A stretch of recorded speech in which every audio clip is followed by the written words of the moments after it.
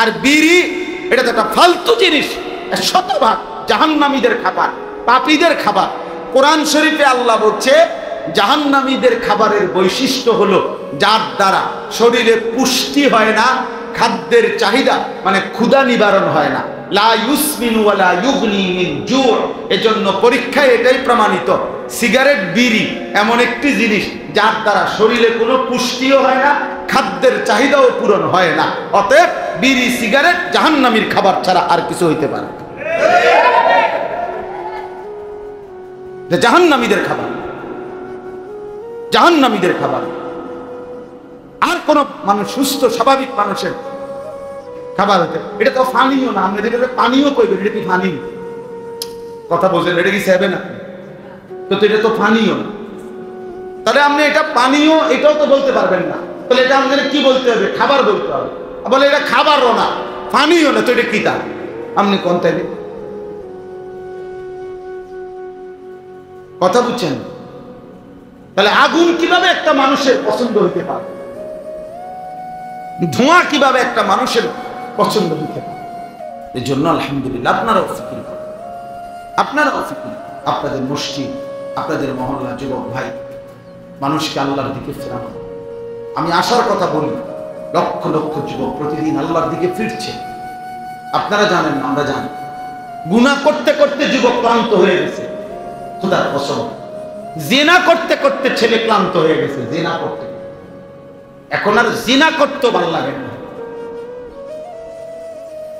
এমন যুবকের সাথে আমি কথা বলছি। জুয়া খেলতে খেলতে ফকির হয়ে গেছে, বাবার ফার্মেসি শেষ পর্যন্ত ফকির বানায় দিয়েছে, বাপের ভিখারি বানায় দিয়েছে, অনলাইনে মোবাইলে জুয়া খেলতে। সেই যুবকরাও আলহামদুলিল্লাহ ফিরছে, ফিরতেছে, ফিরে যাবে ইনশাআল্লাহ, ইনশাআল্লাহ। আগামীর পৃথিবী ইসলামের পৃথিবী, আগামীর যুদ্ধ, আগামীর যে কোনো সময় বিশ্বব্যাপী যে যুদ্ধ হবে, সেই যুদ্ধ হবে ঈমান আর কুফরের যুদ্ধ,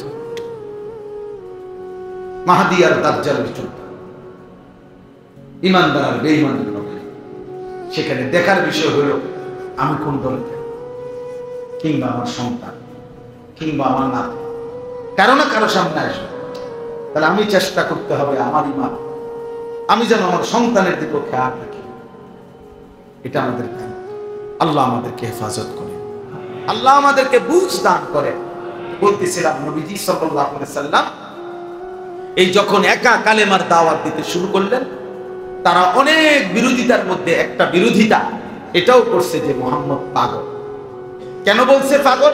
যে এই কথা মানুষের পাবে না, 14 গোষ্ঠীর মধ্যে 10 গ্রামে যেই কথা নাই, বাপ চাচা বংশ পরিবার সবাই মূর্তি পূজা করে, সবাই যুগ যুগ ধরে এটা করে আসতেছে, আর হে কয় কি একটা নতুন কথা, এটা নাউজুবিল্লাহ, এটা পাগল ছাড়া কেউ। নবীজির নতুন কালেমার দাওয়াতকে তারা বলতেছে এটা পাগলামি, এটা পাগল। কোরআন শরীফে আছে মক্কার কুরাইশরা যখন উলঙ্গ হয়ে তাওয়াফ করত, কাফেররা কাবা ঘরের চারদিকে উলঙ্গ হয়ে তাওয়াফ করত, তো নবীজি যখন বলছে, নিষেধ করছে এটা হারাম, এটা অশ্লীলতা, বেহায়াপনা, আশ্চর্য হয়ে যাবেন কি পরিমাণ জাহেল তারা ছিল। কোরআনে আছে তারা বলছে দুইটা কথা। এক নাম্বার হলো ওয়াজাদনা আলাইহা আবাআনা, আমরা আমাদের বাপ দাদা থেকেই এটা করে আসছি, আর আল্লাহু আমারানা বিহা, আর এরা বলতেছে এই উলঙ্গ হয়ে তাওয়াফ করতে আমাদের পূর্বপুরুষ থেকেই আল্লাহই আমাদের বাপ দাদা করে আদেশ করছে। আল্লাহ বলেন শেষ পর্যন্ত এত বড় মিথ্যা অপবাদ আল্লাহর উপরে দিয়ে দিলা, মানে নিজেদের পাপ নিজেদের গুনাহ কার উপরে চাপাই দিলা? আল্লাহ বলে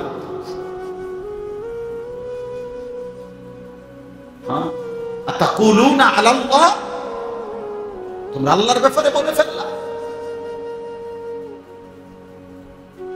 এই জন্য বলি একদিন প্রজন্ম হারিয়ে যাবে।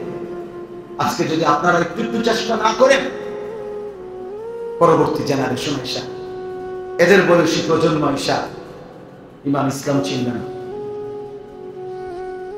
আমরা ফেরাইতে হবে, আমগো সবার নাম পৃথিবীতে থাকতে হবে জরুরি। পৃথিবী ফাউন্ডেশনের অসংখ্য ইট পৃথিবীবাসী দেখে না, কিন্তু ওই ইটগুলোর উপরেই 10 তলা বিল্ডিংটা দাঁড়িয়ে থাকে। 10 তলার বিল্ডিং এ হাজারো কারুকাজ, হাজারো সৌন্দর্য আছে, কিন্তু নিচের ইটগুলোর কপালে কোনো আস্তরও জোটে নাই। ফাউন্ডেশনের যে নিচের ইটগুলো, মাটির নিচেগুলো পৃথিবীর কেউ দেখেও না। কাদায় প্যাঁকে বৃষ্টিতে স্যাঁতস্যাঁতে সয়েই যায়, কিন্তু এর উপরেই বাকি ভবনটা দাঁড়িয়ে আছে। আজকে আমরা যদি কিছু মানুষ আল্লাহর কথা বলি, চেষ্টা করি সবাই যার যার জায়গায়, আমাদের 30 বছর পরের জেনারেশন হয়তো ইমানের বিজয় দেখবে, ইসলামের পতাকা উড়াবে ইনশাআল্লাহ। সেদিন ফাউন্ডেশনের নিচের ইট হিসাবে আমাদের নামও সদকায়ে জারিয়ার সওয়াব আসবে ইনশাআল্লাহ। আমি সেই স্বপ্ন দেখি। আমি আশা করি এই পৃথিবীতে কেউ মনে না রাখুক, অসুবিধা। পৃথিবীতে অমর হয়ে থাকবেন না, দরকার নাই। পৃথিবী নিজেই অমর না, আপনি কীর্তন অমর হইবেন, মুদ্রা কথা। পৃথিবী অমর নেই, পৃথিবী শেষ হবে না তো আর আপনি চিরস্থায়ী। পৃথিবীর চিরস্থায়িত্ব তো নাই, মানুষের চিরস্থায়িত্ব আসবে। আখিরাতে অমর হবে। অমর হবেন কোথায়? খালিদিনা ফিহা আবাদা। আল্লাহ বলছে জান্নাতে যাবা বান্দা তো অনন্তকাল, জাহান্নামও যাবা অনন্তকাল। আফামা নাহনু বিমাইতিন। কোরআনে আছে জান্নাতি বান্দা জাহান্নামীকে ডাক দিয়ে বলবে, বন্ধু বন্ধু, আর কোনদিন তোমারও মৃত্যু হবে না, আমারও মৃত্যু হবে না। এজন্য জান্নাতি বলবে জাহান্নামী, বন্ধু মনে রেখো বন্ধু, তোমার আযাব আর কোনদিন শেষ হবে না, আমার সুখ আর কোনদিন শেষ হবে না। কারণ আর তো মৃত্যু নাই, আর তো মরণ নাই। তো ওরা পাগল বলতো নবীজিকে। এ আল্লাহ তাআলা এই কথাটাই জবাব দিচ্ছেন।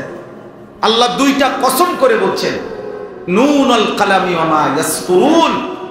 নুন একটা অক্ষর, যেটা কোরআনের মুজিজা, যেটার অর্থ আল্লাহ এবং তার রাসূল ভালো জানেন। আর ওয়াল কালাম, আল্লাহ বলেন আমি কসম করছি ওই কলমের, যে কলম দ্বারা আমি আমার গোটা সৃষ্টি জগতের তাকদীর লেখাইছি। 2 নাম্বার ওয়া মা ইয়াসতুরুন, কলম দ্বারা আমি আমার গোটা সৃষ্টির যত কথা লেখাইছি, তাকদীর, সমস্ত কথার সম্পূর্ণ তাকদীরের কসম। 2টা কসম করে আল্লাহ বলেন, মা আনতা বিনিআমাতি রাব্বিকা বিমাজনুন। ও বন্ধু, আমি বলছি 24 ঘন্টা আপনার উপরে আমার নেয়ামত বর্ষিত হয়, এমন বন্ধু পাগল হইতে পারে না। এমন বন্ধু পাগল হয় না। মা আনতা বিনিআমাতি রাব্বিকা বিমাজনুন। মাজনুন মানে পাগল, আপনি নন পাগল। দলিল কি? কেন?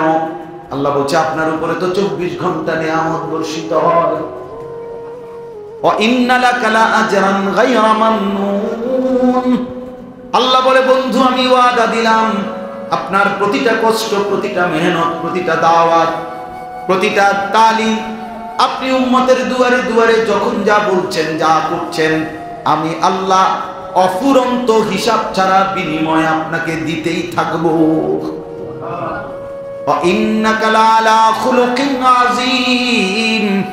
আর আল্লাহ চ্যালেঞ্জ করে বলছে পৃথিবীবাসী শোনো, আমি আমার বন্ধুকে সর্বশ্রেষ্ঠ পূর্ণাঙ্গ চরিত্র দিয়েই বানিয়ে পাঠিয়েছি।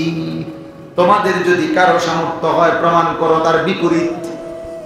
আমি সর্বশ্রেষ্ঠ চরিত্র দিয়ে আমার বন্ধুকে পাঠিয়েছি।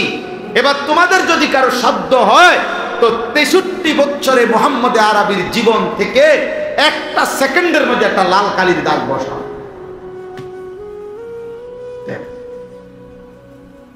1 সেকেন্ডের উপরে একটা দাগ লাগাও। আমি চ্যালেঞ্জ করি। পাগল বললা কোন সাহসে? কোন সাহসে আমার বন্ধুর কথা, কাজ, চাল, চলন, উঠা বসা, হাসি কান্না, রাত দিন, ঘুম, আহার নিদ্রা, একটা কাজের মধ্যে তুমি একটা দাগ দাও, বলে এটা সুন্দর হলো না। ওয়া ইন্নাকা লাআলা খুলুকিন আযীম। এজন্য আমরা কিতাবে পড়ছি যত উত্তম গুণ আছে, যেমন বিনয়, নম্রতা, ধৈর্য, সাহসিকতা, পরোপকার, তাকওয়া, তাওয়াক্কুল, ইয়াকিন, এগুলো উত্তম গুণ কিনা? প্রত্যেকটি উত্তম গুণকে যদি বলা হয় যে তুমি তোমার এই গুণটা সর্বশ্রেষ্ঠ কিরকম, একটা মানুষের আকৃতি ধরে দেখাও। কিতাবে লিখছে প্রতিবার যে মানুষের আকৃতি আসবে সমস্ত উত্তম গুণের ক্ষেত্রে তিনি শুধুই একজন মুহাম্মদুর রাসূল সাল্লাল্লাহু আলাইহি ওয়াসাল্লাম। বিনয়ের শ্রেষ্ঠকে মুহাম্মদে আরবি, সাহসিকতায় শ্রেষ্ঠকে মুহাম্মদে আরবি, ধৈর্যের শ্রেষ্ঠকে মুহাম্মদে আরবি, পরোপকারের শ্রেষ্ঠকে মুহাম্মদে আরবি, তাকওয়াতে শ্রেষ্ঠকে মুহাম্মদে আরবি, ইয়াকিনের শ্রেষ্ঠকে মুহাম্মদে আরবি, তাওয়াক্কুলের শ্রেষ্ঠকে মুহাম্মদে আরবি, আছে খুবা হামাদারান তু তানহাদার। আল্লামা ইকবাল বলছে নবী মুহাম্মদ সোয়া লক্ষ নবীর যত গুণ আপনার মাঝে যদি তালাশ করি একা সব আপনার মাঝেই পাই। আপনি একাই সব। আপনি হাসলেও সুন্দর, কাঁদলেও সুন্দর, হাঁটলেও সুন্দর, বসলেও সুন্দর, আপনি জবান খুললেও সুন্দর, জবান বন্ধ করলেও। সোয়া লক্ষ সাহাবী নবীজিকে কতভাবে দেখছে না? একাকী, প্রকাশ্যে, রাতে, দিনে, সকালে নবীজিকে দেখছে না সাহাবারা? চুল খোলা দেখছে, চুলে ঢাকা দেখছে, চাদর পরা দেখছে, চাদর খোলা দেখছে, হাঁটতে দেখছে, বসতে দেখছে, টয়লেটে ঢুকতে দেখছে, টয়লেটের থেকে বাইরে দেখছে, সকল রঙে সকল ঢঙ্গে বিভিন্ন আঙ্গিকে নবীজিকে দেখছে। সমস্ত সাহাবীকে বারবার পূর্ণিমার চাঁদের নিচে নবীকে দেখছে। সব সাহাবী এক বাক্যে এক কথাই বলছে, এমন সুন্দর আর জীবনে কাউকে দেখি নাই। মা রাআইতু শাইআন আহসানা মিন হাযা, এমন সুন্দর জগতে আর কাউকে দেখি না। ওয়া আহসানু মিনকা লাম তারা কাত্তু আইনি। হাসান ইবনে সাবিত নবীর সাহাবী নবীজির সামনে দাঁড়িয়ে বলছে, বন্ধু আপনার মতো সুন্দর আমি এই দুই নয়নে আর কাউকে দেখি নাই। এবার তিনি নিজেই বলছেন, ও আজমালু মিনকা লাম তালিদিন নিসাউ, কেমনে দেখবো নবী এমন সুন্দর? আপনার চাইতে সুন্দর তো কোনো মা কোনোদিন কোনো সন্তানই প্রসব করে নাই। এমন বাচ্চাও তো পৃথিবীতে আর ভূমিষ্ঠ হয় নাই আপনার চাইতে সুন্দর।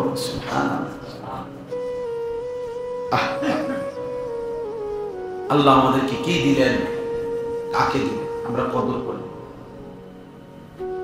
আমরা চুল কাটতো কাফেরের দিকে তাকায় থাকি, জামা পরতো কাফেরের দিকে তাকায় থাকি, প্যান্ট পরতো কাফেরের দিকে তাকায় থাকি, আমাদের ঘর সাজাইতেও কাফেরের দিকে তাকায় থাকি। একটা চেয়ার রাখতে হইলেও চেষ্টা হইলো, বেঈমান কোরআন দিয়ে কইছে সুন্দর হবে, সোফাটা কোনখানে রাখলে সুন্দর হবে, চুলটা কেমন হইলে সুন্দর হবে, চেহারাটা দাড়ি থাকবে না থাকবে না, সব কিছুতে আমাদের নারীরা, আমাদের পুরুষেরা, যুবকেরা সবাই ব্যস্ত।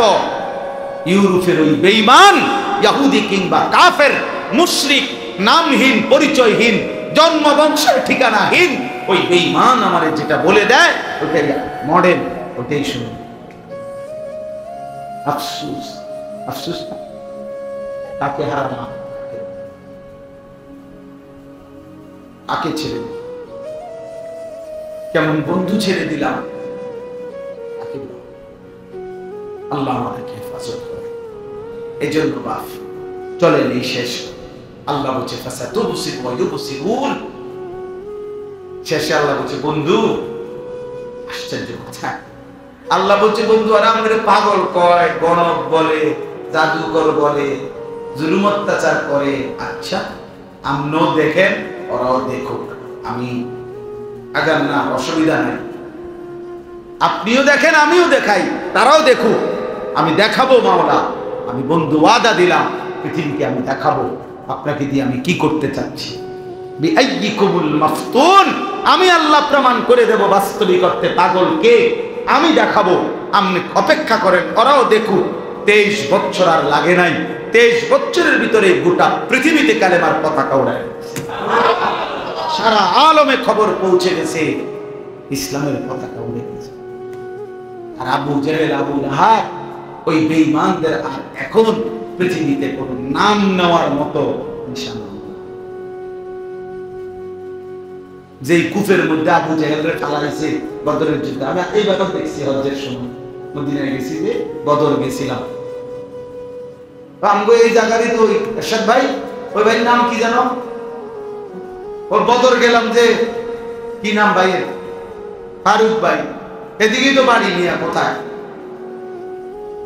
ইসুফপুর, ইসুফপুর, এই ইসুফপুর বাড়ি, যে আমগরে মেহমানদারি করছে, যার ঘরে খানা খাইছি, খুব আদর আপ্যায়ন করছে।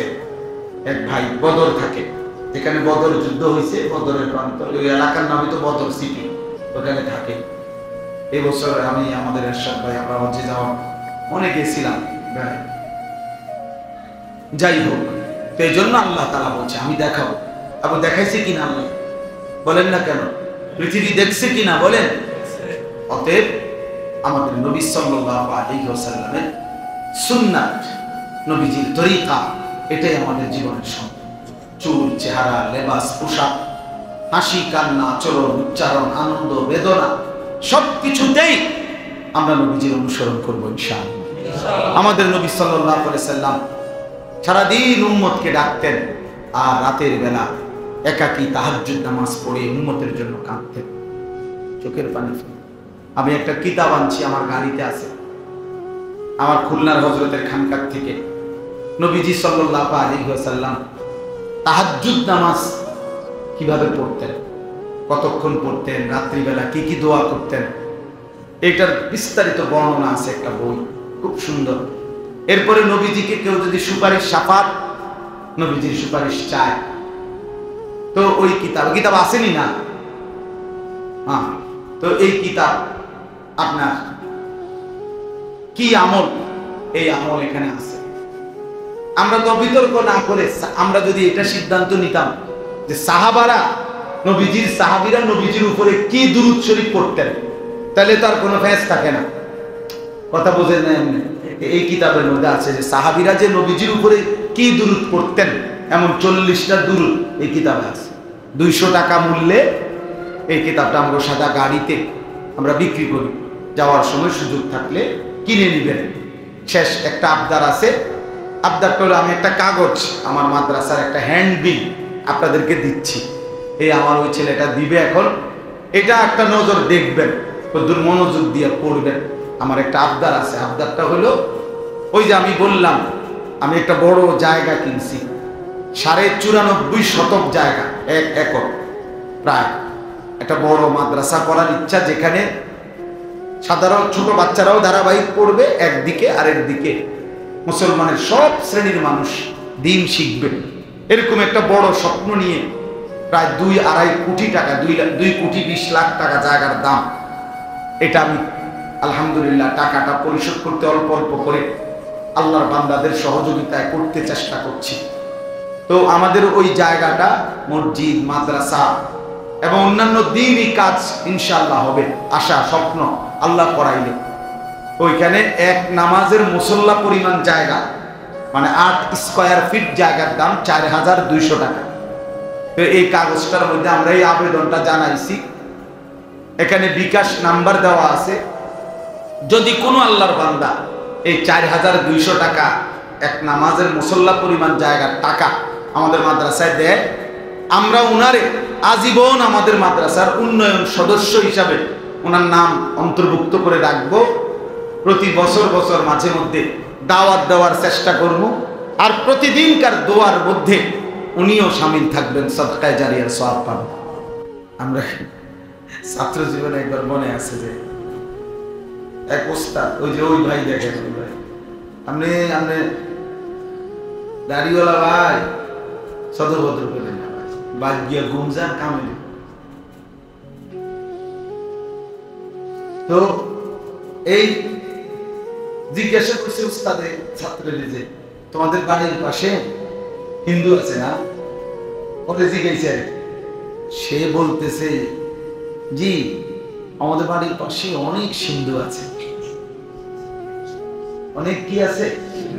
শুদ্ধ। এটা কি শুদ্ধ হইল না, এটা পুরো অশুদ্ধ হয়ে গেছে বেটা। এরপরে আরে এমন ফিডা দিছে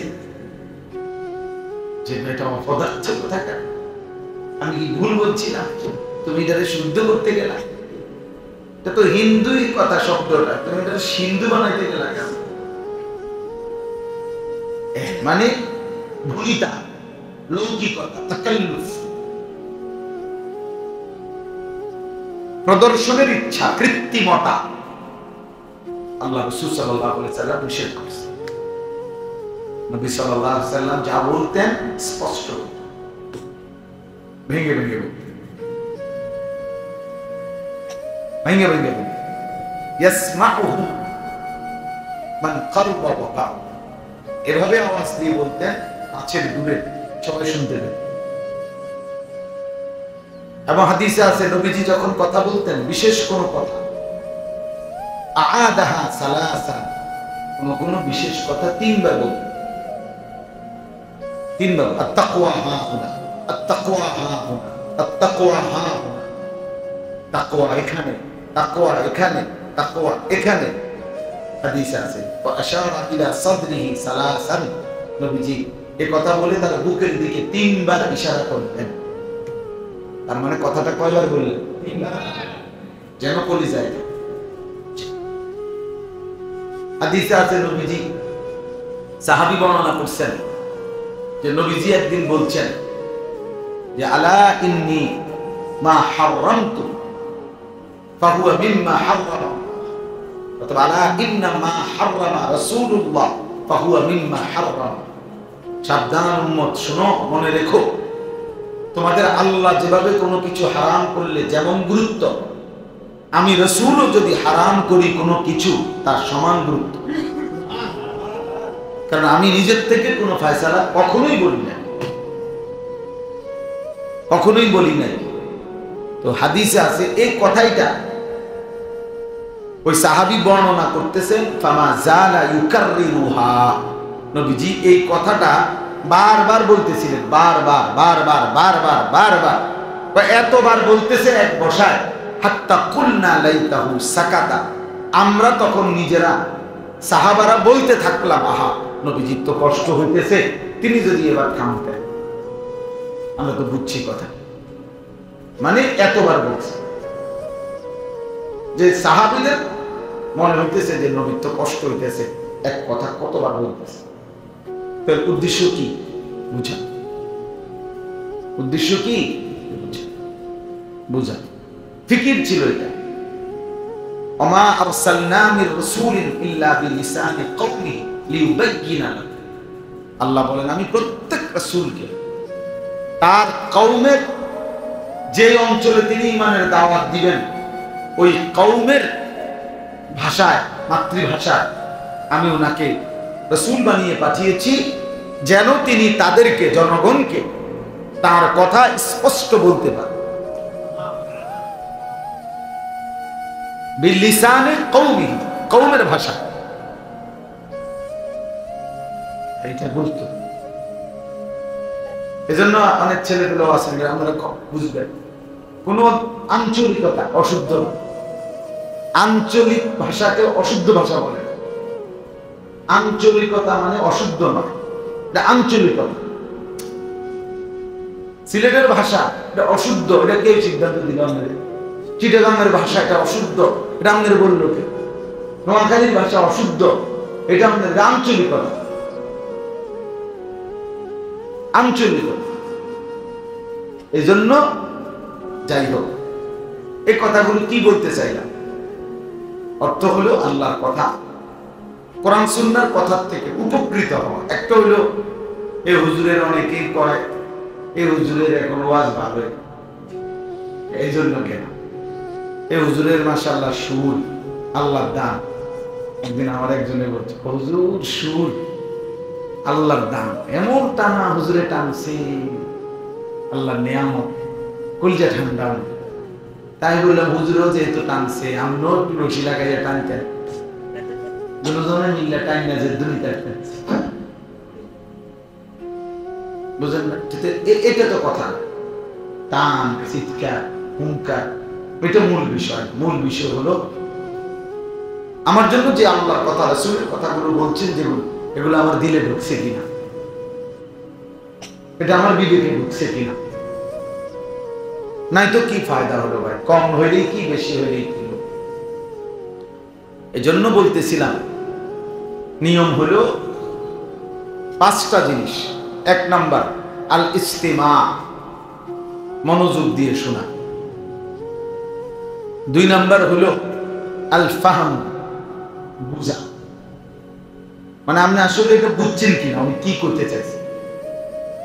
প্রয়োজনে রিপিট করা, জিজ্ঞেস করা। হযরত আপনি যে একটা কথা বলছেন, হুজুর আমি তো কথাটা বুঝি নাই, আমরা আবার কর। সাহাবায়ে কেরাম এভাবে জিজ্ঞেস করে।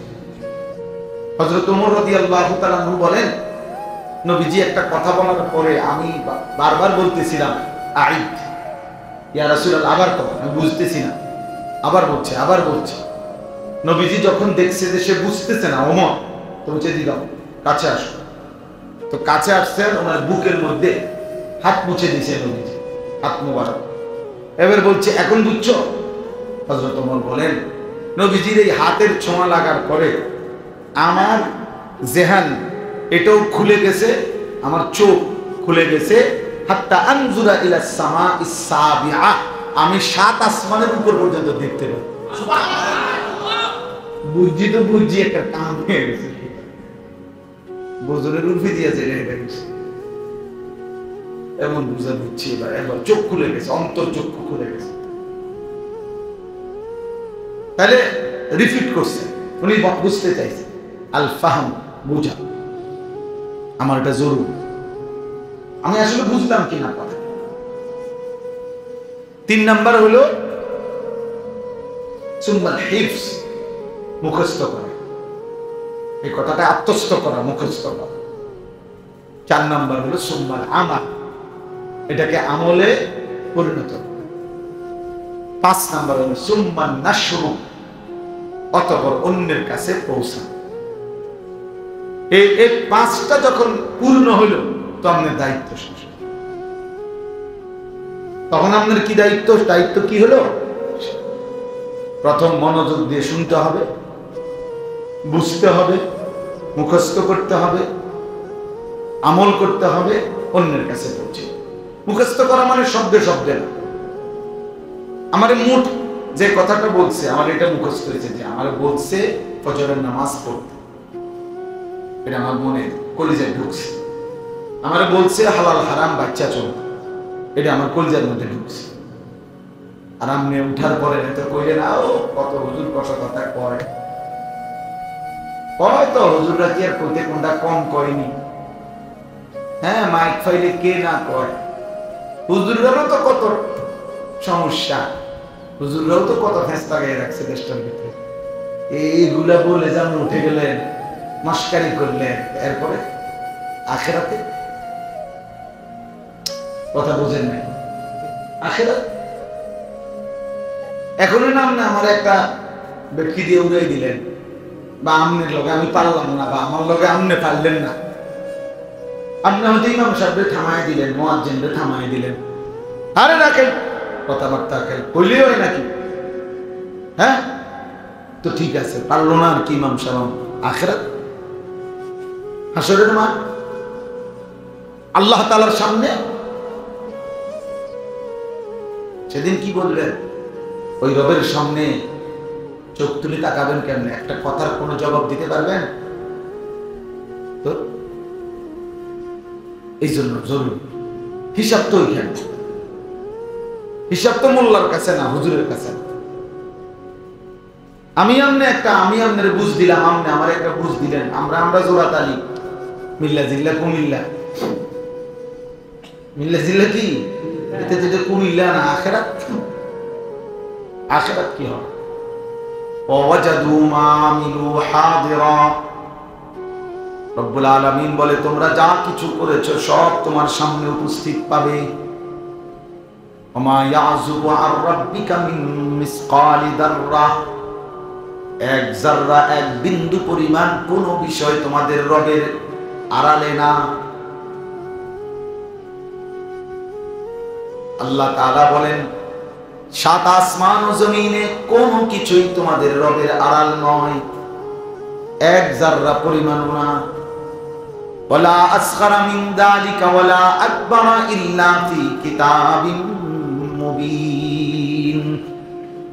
আল্লাহ বলে, বান্দা, এক জাররার চাইতেও যদি কম হয় কিংবা বেশি হয়, সেইটাও আমি রব্বুল আলামিনের পক্ষ থেকে আমার ফেরেশতা আমলনামার ওই খাতার মধ্যে লিখে দিচ্ছে।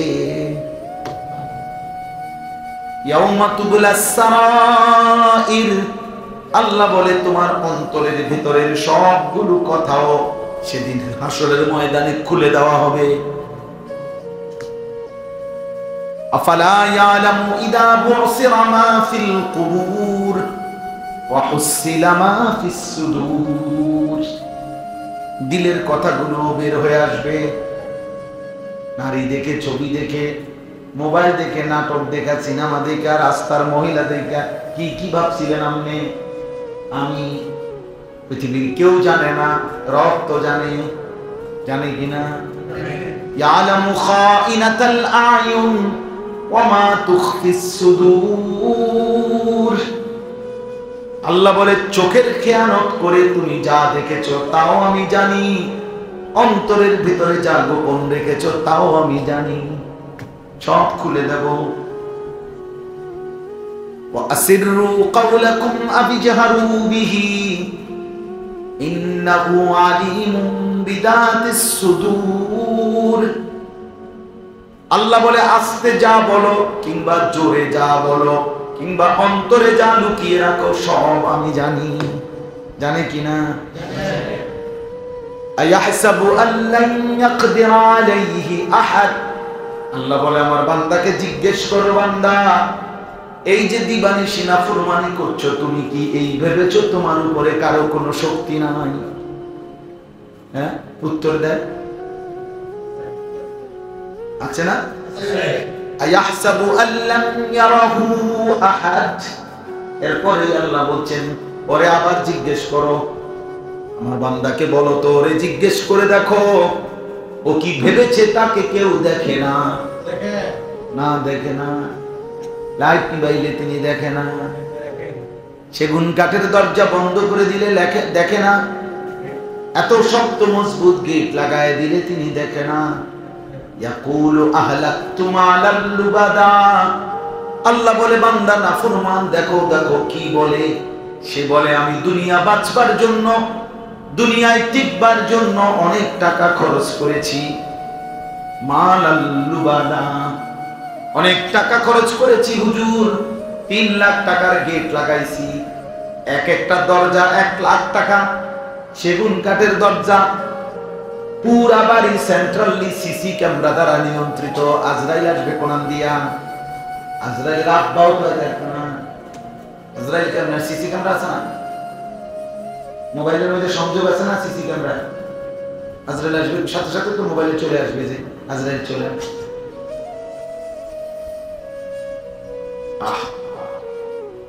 বারবার এটা কোরআনে বলছে, আফাহাসিবতুম আন্নামা খালাকনাকুম আবাতান। তুমি কি ভেবেছো বান্দা আমি তোমাকে অনর্থক বানিয়েছি? আল্লাহ বলছে, আমি কসম করে বলছি বান্দা, 3টা কসম করে আল্লাহ বলছে, লা উকসিমু বিহাদাল বালাদ ওয়া আনতা হিল্লুম বিহাদাল বালাদ ওয়া ওয়ালিদিন ওয়া মা ওয়ালাদ। আল্লাহ বলে, বন্ধু, আমি মক্কা নগরীর কসম করে বললাম, আদমের কসম করে বললাম, আদমের সন্তানদের কসম করে বললাম, লাকাদ খালাকনাল ইনসানা ফি কাবাদ। একটার পর একটা কষ্টের ধাপ অতিক্রম করে আমি আল্লাহ মানুষকে সৃষ্টি করেছি। বলে, জিজ্ঞেস করো। আল্লাহ যেন ডাক দিয়ে বলে, আনিস, তুমি মাটি ছিলা, পৃথিবীর কেউ জানতো না কোন মাটিতে তুমি ছিলা। আল্লাহ বলেন, সেই মাটি থেকে আমি নির্ধারিত পরিমাণ খাবার উৎপাদন করে সেই খাবার তোমার বাবার মুখে খাওয়াইয়া তোমার জন্য 1 ফোঁটা বীর্য তৈরি করেছি। আমি করেছি বান্দা। সেই ফোঁটা বীর্য থেকে আমি রব্বুল আলামিন স্বামী স্ত্রীর নির্ধারিত একদিনের মিলনে আমি আল্লাহ ওই ফোঁটা বীর্য তোমার মায়ের জরায়ুতে আমি পৌঁছাইছি। এবার ওই ফোঁটা বীর্যের উপরে মায়ের জরায়ুর অন্ধকার ভিতরে পৃথিবীর কাউকে না জানিয়ে কোনো আলো ছাড়া অন্ধকারে 9 মাস নিজের হাতে এমন চোখ নাক কান সাজিয়েছি। হাত লাগাইছি আমি বান্দা, চোখ লাগাইছি আমি, নাক লাগাইছি আমি বান্দা। আমি একাই লাগাইছি, একাই। পৃথিবীর কাউরে ডাকি নাই, মাকেও বলি নাই, বাপকেও বলি নাই। মাকে বলেছি মা তুমি ঘুমাও, আমি তোমার সন্তান বানাচ্ছি। আল্লাহ বলেন সুম্মা সাবিলা ইয়াসসারা, এরপরে একদিন আমি আল্লাহ মায়ের পেট থেকে তোমার বড় সুন্দর করে বের করে এনেছি। 2টা বছর দাঁতবিহীন এই নরম মুখে আমি আল্লাহ মায়ের বুকের স্তনে দুধ দিয়ে তোমারে দুধ পান করাইছি। 2 বছর পরে আমি আল্লাহ ছোট্ট এই শরীরে অল্প অল্প খাদ্য পরিমিত মাত্রায় দিতে দিতে আমি আল্লাহ তোমার শক্তি সঞ্চার করে আজকে যখন 16 বছর 18 বছর পূর্ণ শক্তি, পূর্ণ যৌবন, হাত চোখ নাক কান সবকিছু যখন পূর্ণ শক্তি দিলাম, তুমি বান্দা আজকে আর আমারে চিনো না। আজকে একটা দিন চলে যায়, পুরা দিনে একটা ওয়াক্ত নামাজ পড়তে মন চায় না। এখন আর আমারে চেনো না। এখন আর 24 ঘন্টায় একটা সেজদা দিতে আর মন চায়। কত নাফরমান আছে এরকম, সারাদিনে যার জমানে একবার আল্লাহ এটা উচ্চারণ আছে না ভাই?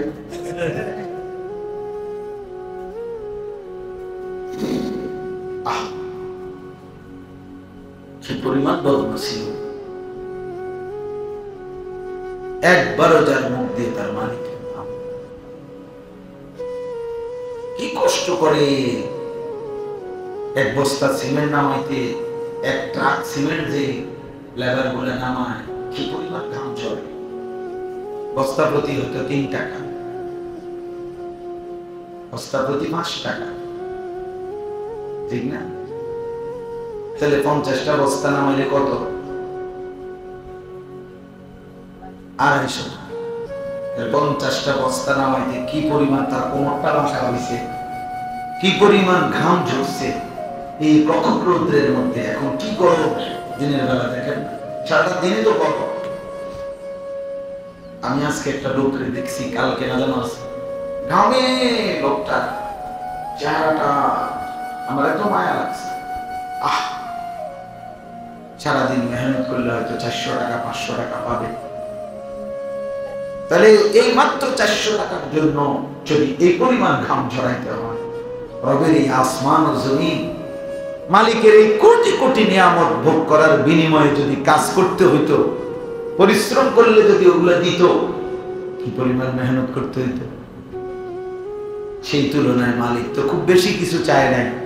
সেই সকাল থেকে রাত 5 ওয়াক্ত নামাজ মিলাইলে 1 ঘন্টাও সময়। 4 রাকাত ফজর নামাজ পড়তে কি আর এত সময় লাগে? 10 রাকাত জোহরের নামাজ পড়তে কি আর 1 ঘন্টা লাগে? আল্লাহ তাআলা বলেন আমি চাইছিলাম তো বান্দা অল্প, দিছিলাম তো অনেক। আওয়ালাম নুআম্মিরকুম, এজন্য কোরআন কারীমের মধ্যে আছে আল্লাহ তাআলা হাশরের দিন জাহান্নামী নাফরমানকে বলবে, বান্দা বলো চিৎকার করছো কেন, আমি কি তোমাকে হায়াত দেই না? আওয়ালাম নুআম্মিরকুম অর্থ হলো আমি কি তোমাকে উমর মানে বয়স হায়াত দেই নাই?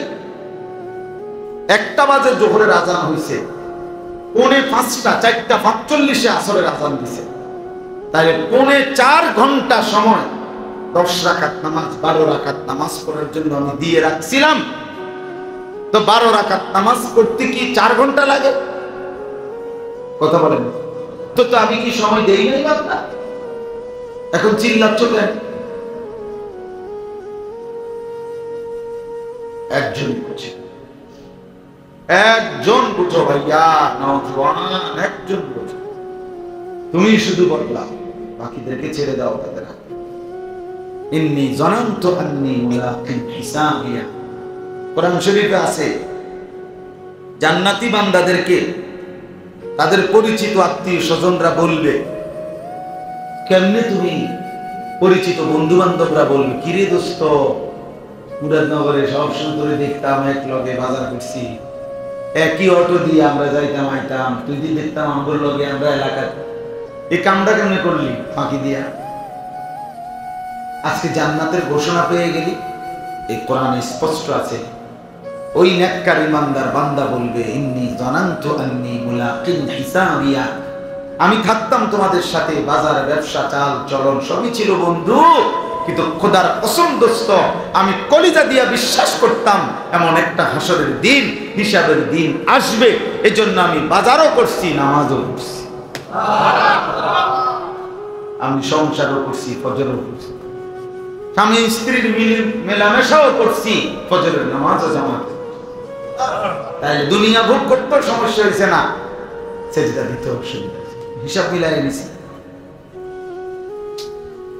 বউ বাচ্চারা আদর সোহাগ আনন্দ তাও করছি, মালিকের সেজদাও করছি, উপার্জনও করছি, হালাল কিনা এটাও খেয়াল রাখছি, কারণ আমি জানতাম এখানেই শেষ না।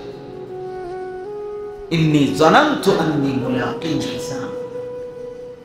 পৃথিবীর সব স্বাদ বরাবর, প্রিয় ভাই প্রিয় বাবা, সব স্বাদ বরাবর, অর্থাৎ হালাল হারাম, যার উপার্জন হালাল তার গোশত যেই স্বাদ, যার উপার্জন হারাম তার গোশত একই স্বাদ। পৃথিবীর স্বাদ তো বরাবরই, পৃথিবীর উপভোগ করা তো বরাবরই, প্রত্যেকের সময় একসাথেই চলছে। আজকে আমরা যারা 5 ওয়াক্ত নামাজ জামাতে পড়ছি, আলহামদুলিল্লাহ, এখন আমাদের বাজে 10:44। আজকে যারা নামাজ 5 ওয়াক্ত পড়ে নাই, ওই অপদার্থ নাফরমানের এখন বাজে 12:44। না, অবশ্যই সে আগায় গেছে, আমার তো বেশি মেহনত করছে দুনিয়া, সে আগাবে না? অবশ্যই তার বাজে এখন কি 12:44, সে 2 ঘন্টা আগায় গেছে। তো কয়টা বাজে? বাটফার জিটার বাজে কয়টা? সুদ করে হারাম করে এখন কয়টা বাজে? তো হিতে আগাইলো কি? আমি কি চাইলাম কি? আমরা পিছাইলাম কি? আমরা যারা নামাজ পড়লাম আমরা পিছাই গেছি কি? ও ভাত খাইলে ভাতের মতো লাগে, আমি ভাত খাইলে সিরের মতো লাগে নাকি? বলে সহজ কথা না এটা? দুনিয়া তো বড়, দুনিয়া তো বড়, আখিরাত বরাবর, আখিরাত বরাবর হবে না। এত চালাক ভাইবেন না, নিজেকে এত বুদ্ধিমান ভাইবেন, এটা খুব জরুরি। দুনিয়া আম দস্তরখান, এখানে আল্লাহ তাআলা ঈমানদার, বেঈমান, কাফের, মুশরিক, নাস্তিক, মুরতাদ যে আল্লাহই স্বীকার করে না, দেয়ার ইজ নো গড।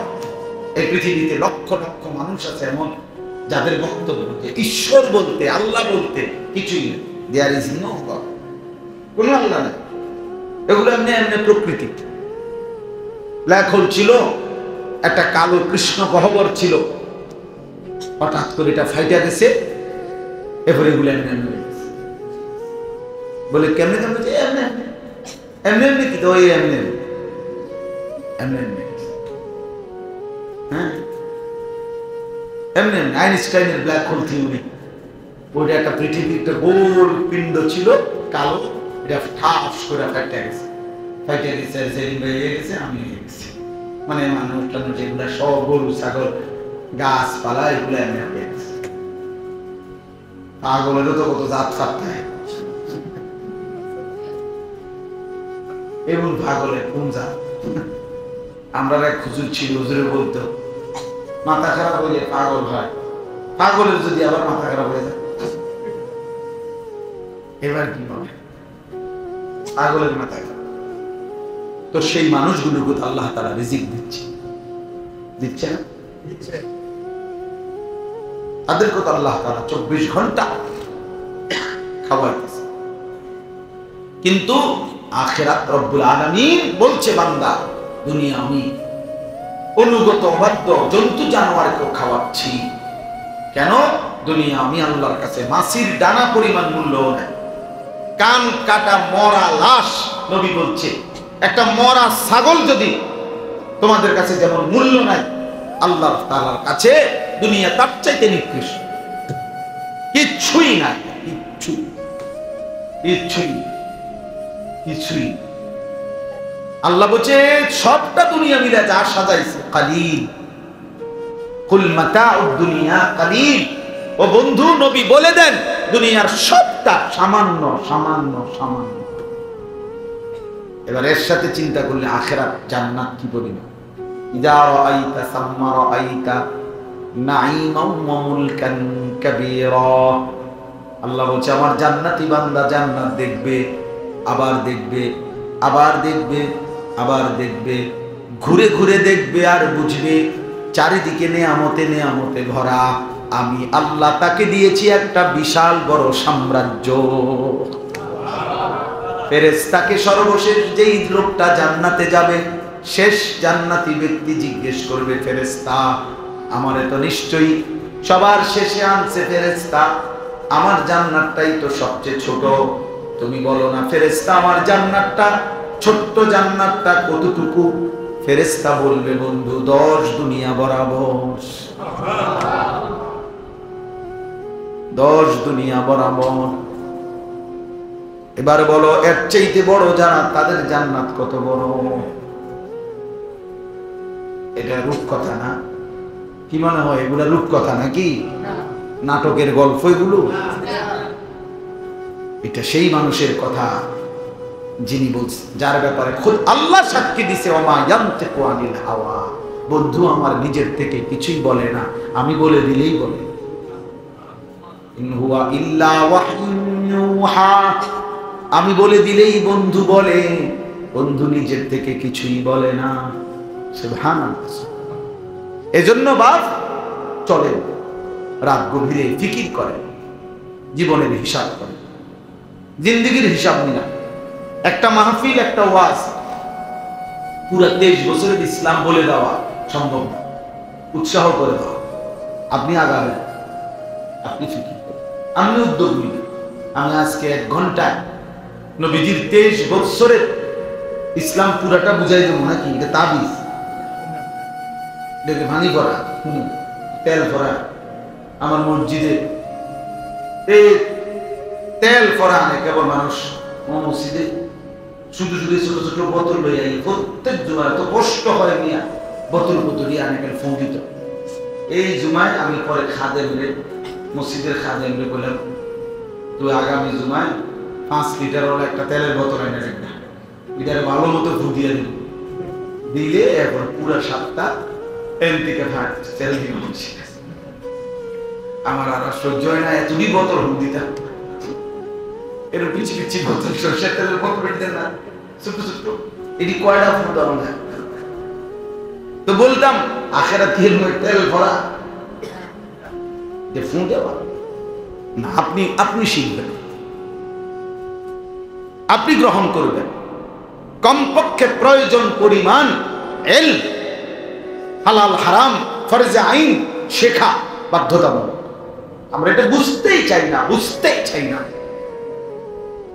কিছু মানুষ আছে নিজেরা দিনদার, কিছু মানুষ আছে আল্লাহ খোদা মানে, নামাজ রোজা করে, কিন্তু এইটাও নিজের মন, রুকু হয় কিনা, সেজদাটা হচ্ছে কিনা, ওযু ফরজ হচ্ছে কিনা, ফরজ গোসল আদায় হচ্ছে কিনা, আমার আত্তাহিয়াতু ঠিক কিনা, দুরূদ শরীফ, দোয়ায়ে মাসুরা, সুবহানা রাব্বিয়াল আযীম এটা ঠিক হচ্ছে কিনা, না কোনো পাত্তাও নাই। ওই ভালো লাগলে না ওসাই ফেরেশতারে কথা বলে দিছে, আর তো বাদ দাও, কামের অভাব নেই। আশ্চর্য, এটা বলি হলো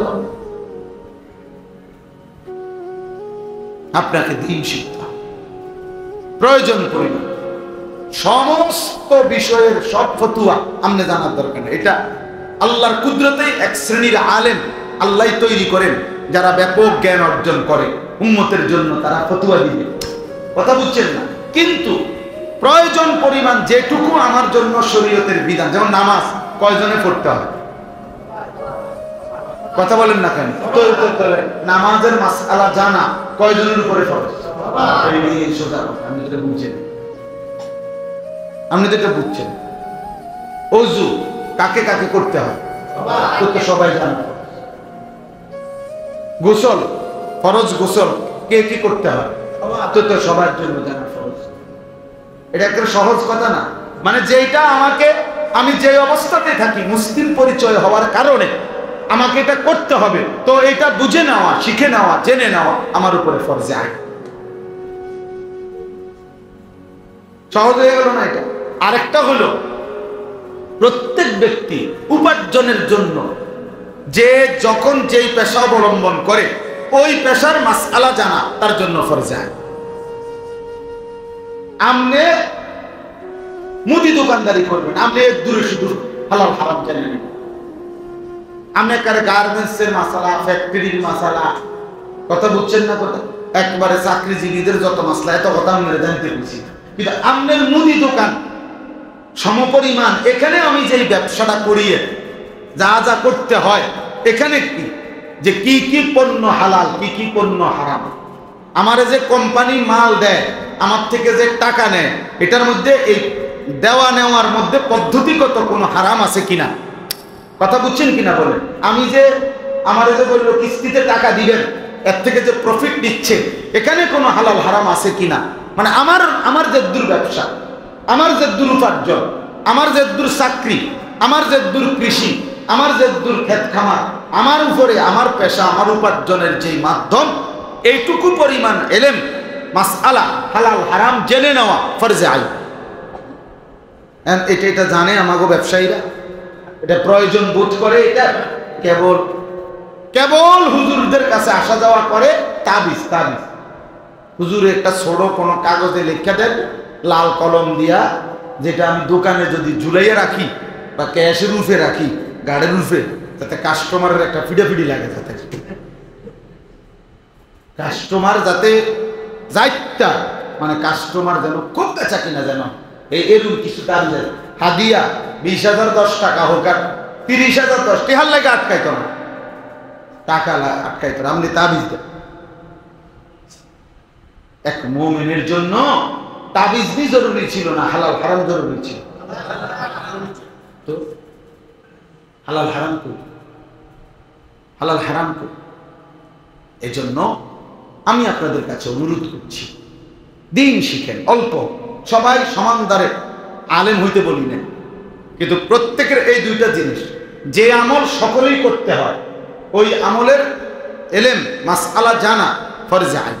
আর আমি উপার্জনের জন্য যখন যেটা করি, আমার ওইটা সম্পর্কিত জায়েজ না জায়েজ, হালাল হারাম জেনে নেওয়া আমার উপরে কি ফরজে আইন, ফরজে আইন।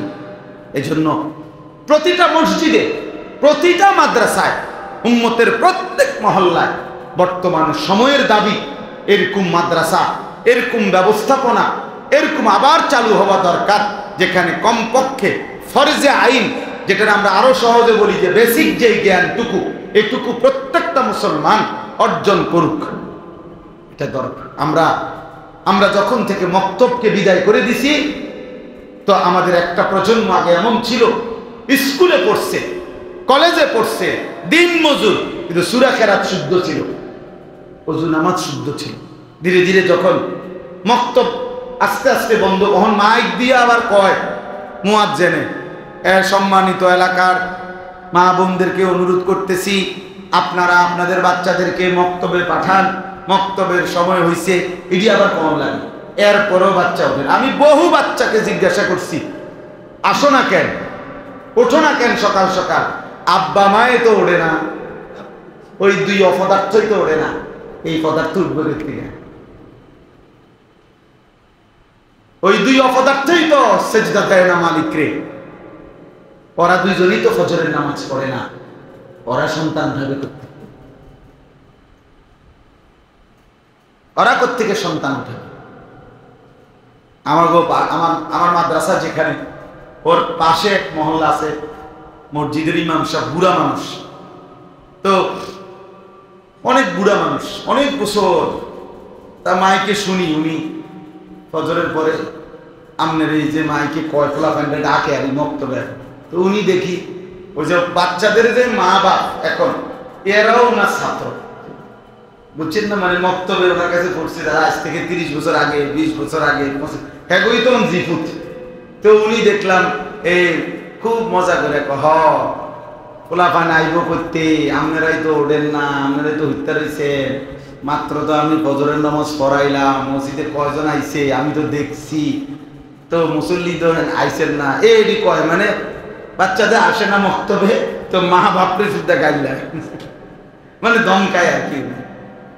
আমাদের দিন শেখা দরকার। আপনাদের কাছে আমার একটা অনুরোধ, আপনাদের আলহামদুলিল্লাহ আজকে যে নওজোয়ান ভাইরা ফিকির করছেন যে এরকম ইসলাহী মসজিদ, এটা তো আসলে উৎসাহের মসজিদ, মানে এখানে একটা প্রেরণা জায়গায় দেওয়া যায়, কিন্তু হাতে কলমে কিছু শেখা এটা তো এখানে সম্ভব।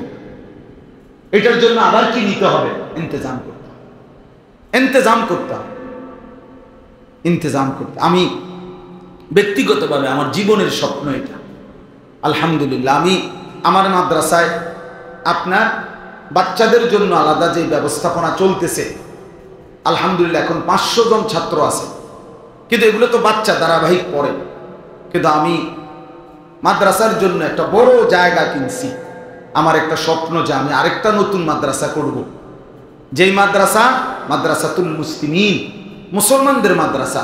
অর্থ হইল উম্মতের হার তবকা, জওয়ান বুড়ো, হ্যাঁ, স্কুল কলেজ ইউনিভার্সিটি, শিক্ষিত অশিক্ষিত, কুলি ঠেলাওয়ালা, দিন মজুর, আলাদা উস্তাদ রাখবো ইনশাআল্লাহ। এখনই উদ্যোগ নিছি, কার্যক্রম অল্প অল্প করতেছি, কিন্তু ব্যাপকভাবে করতে চাই। যে আমার উদ্দেশ্য, আশা, স্বপ্ন যে আল্লাহর বান্দা সারা বাংলাদেশ থেকে মুসলমান, যার সময় যতক্ষণ দিন শিখবে ততক্ষণ।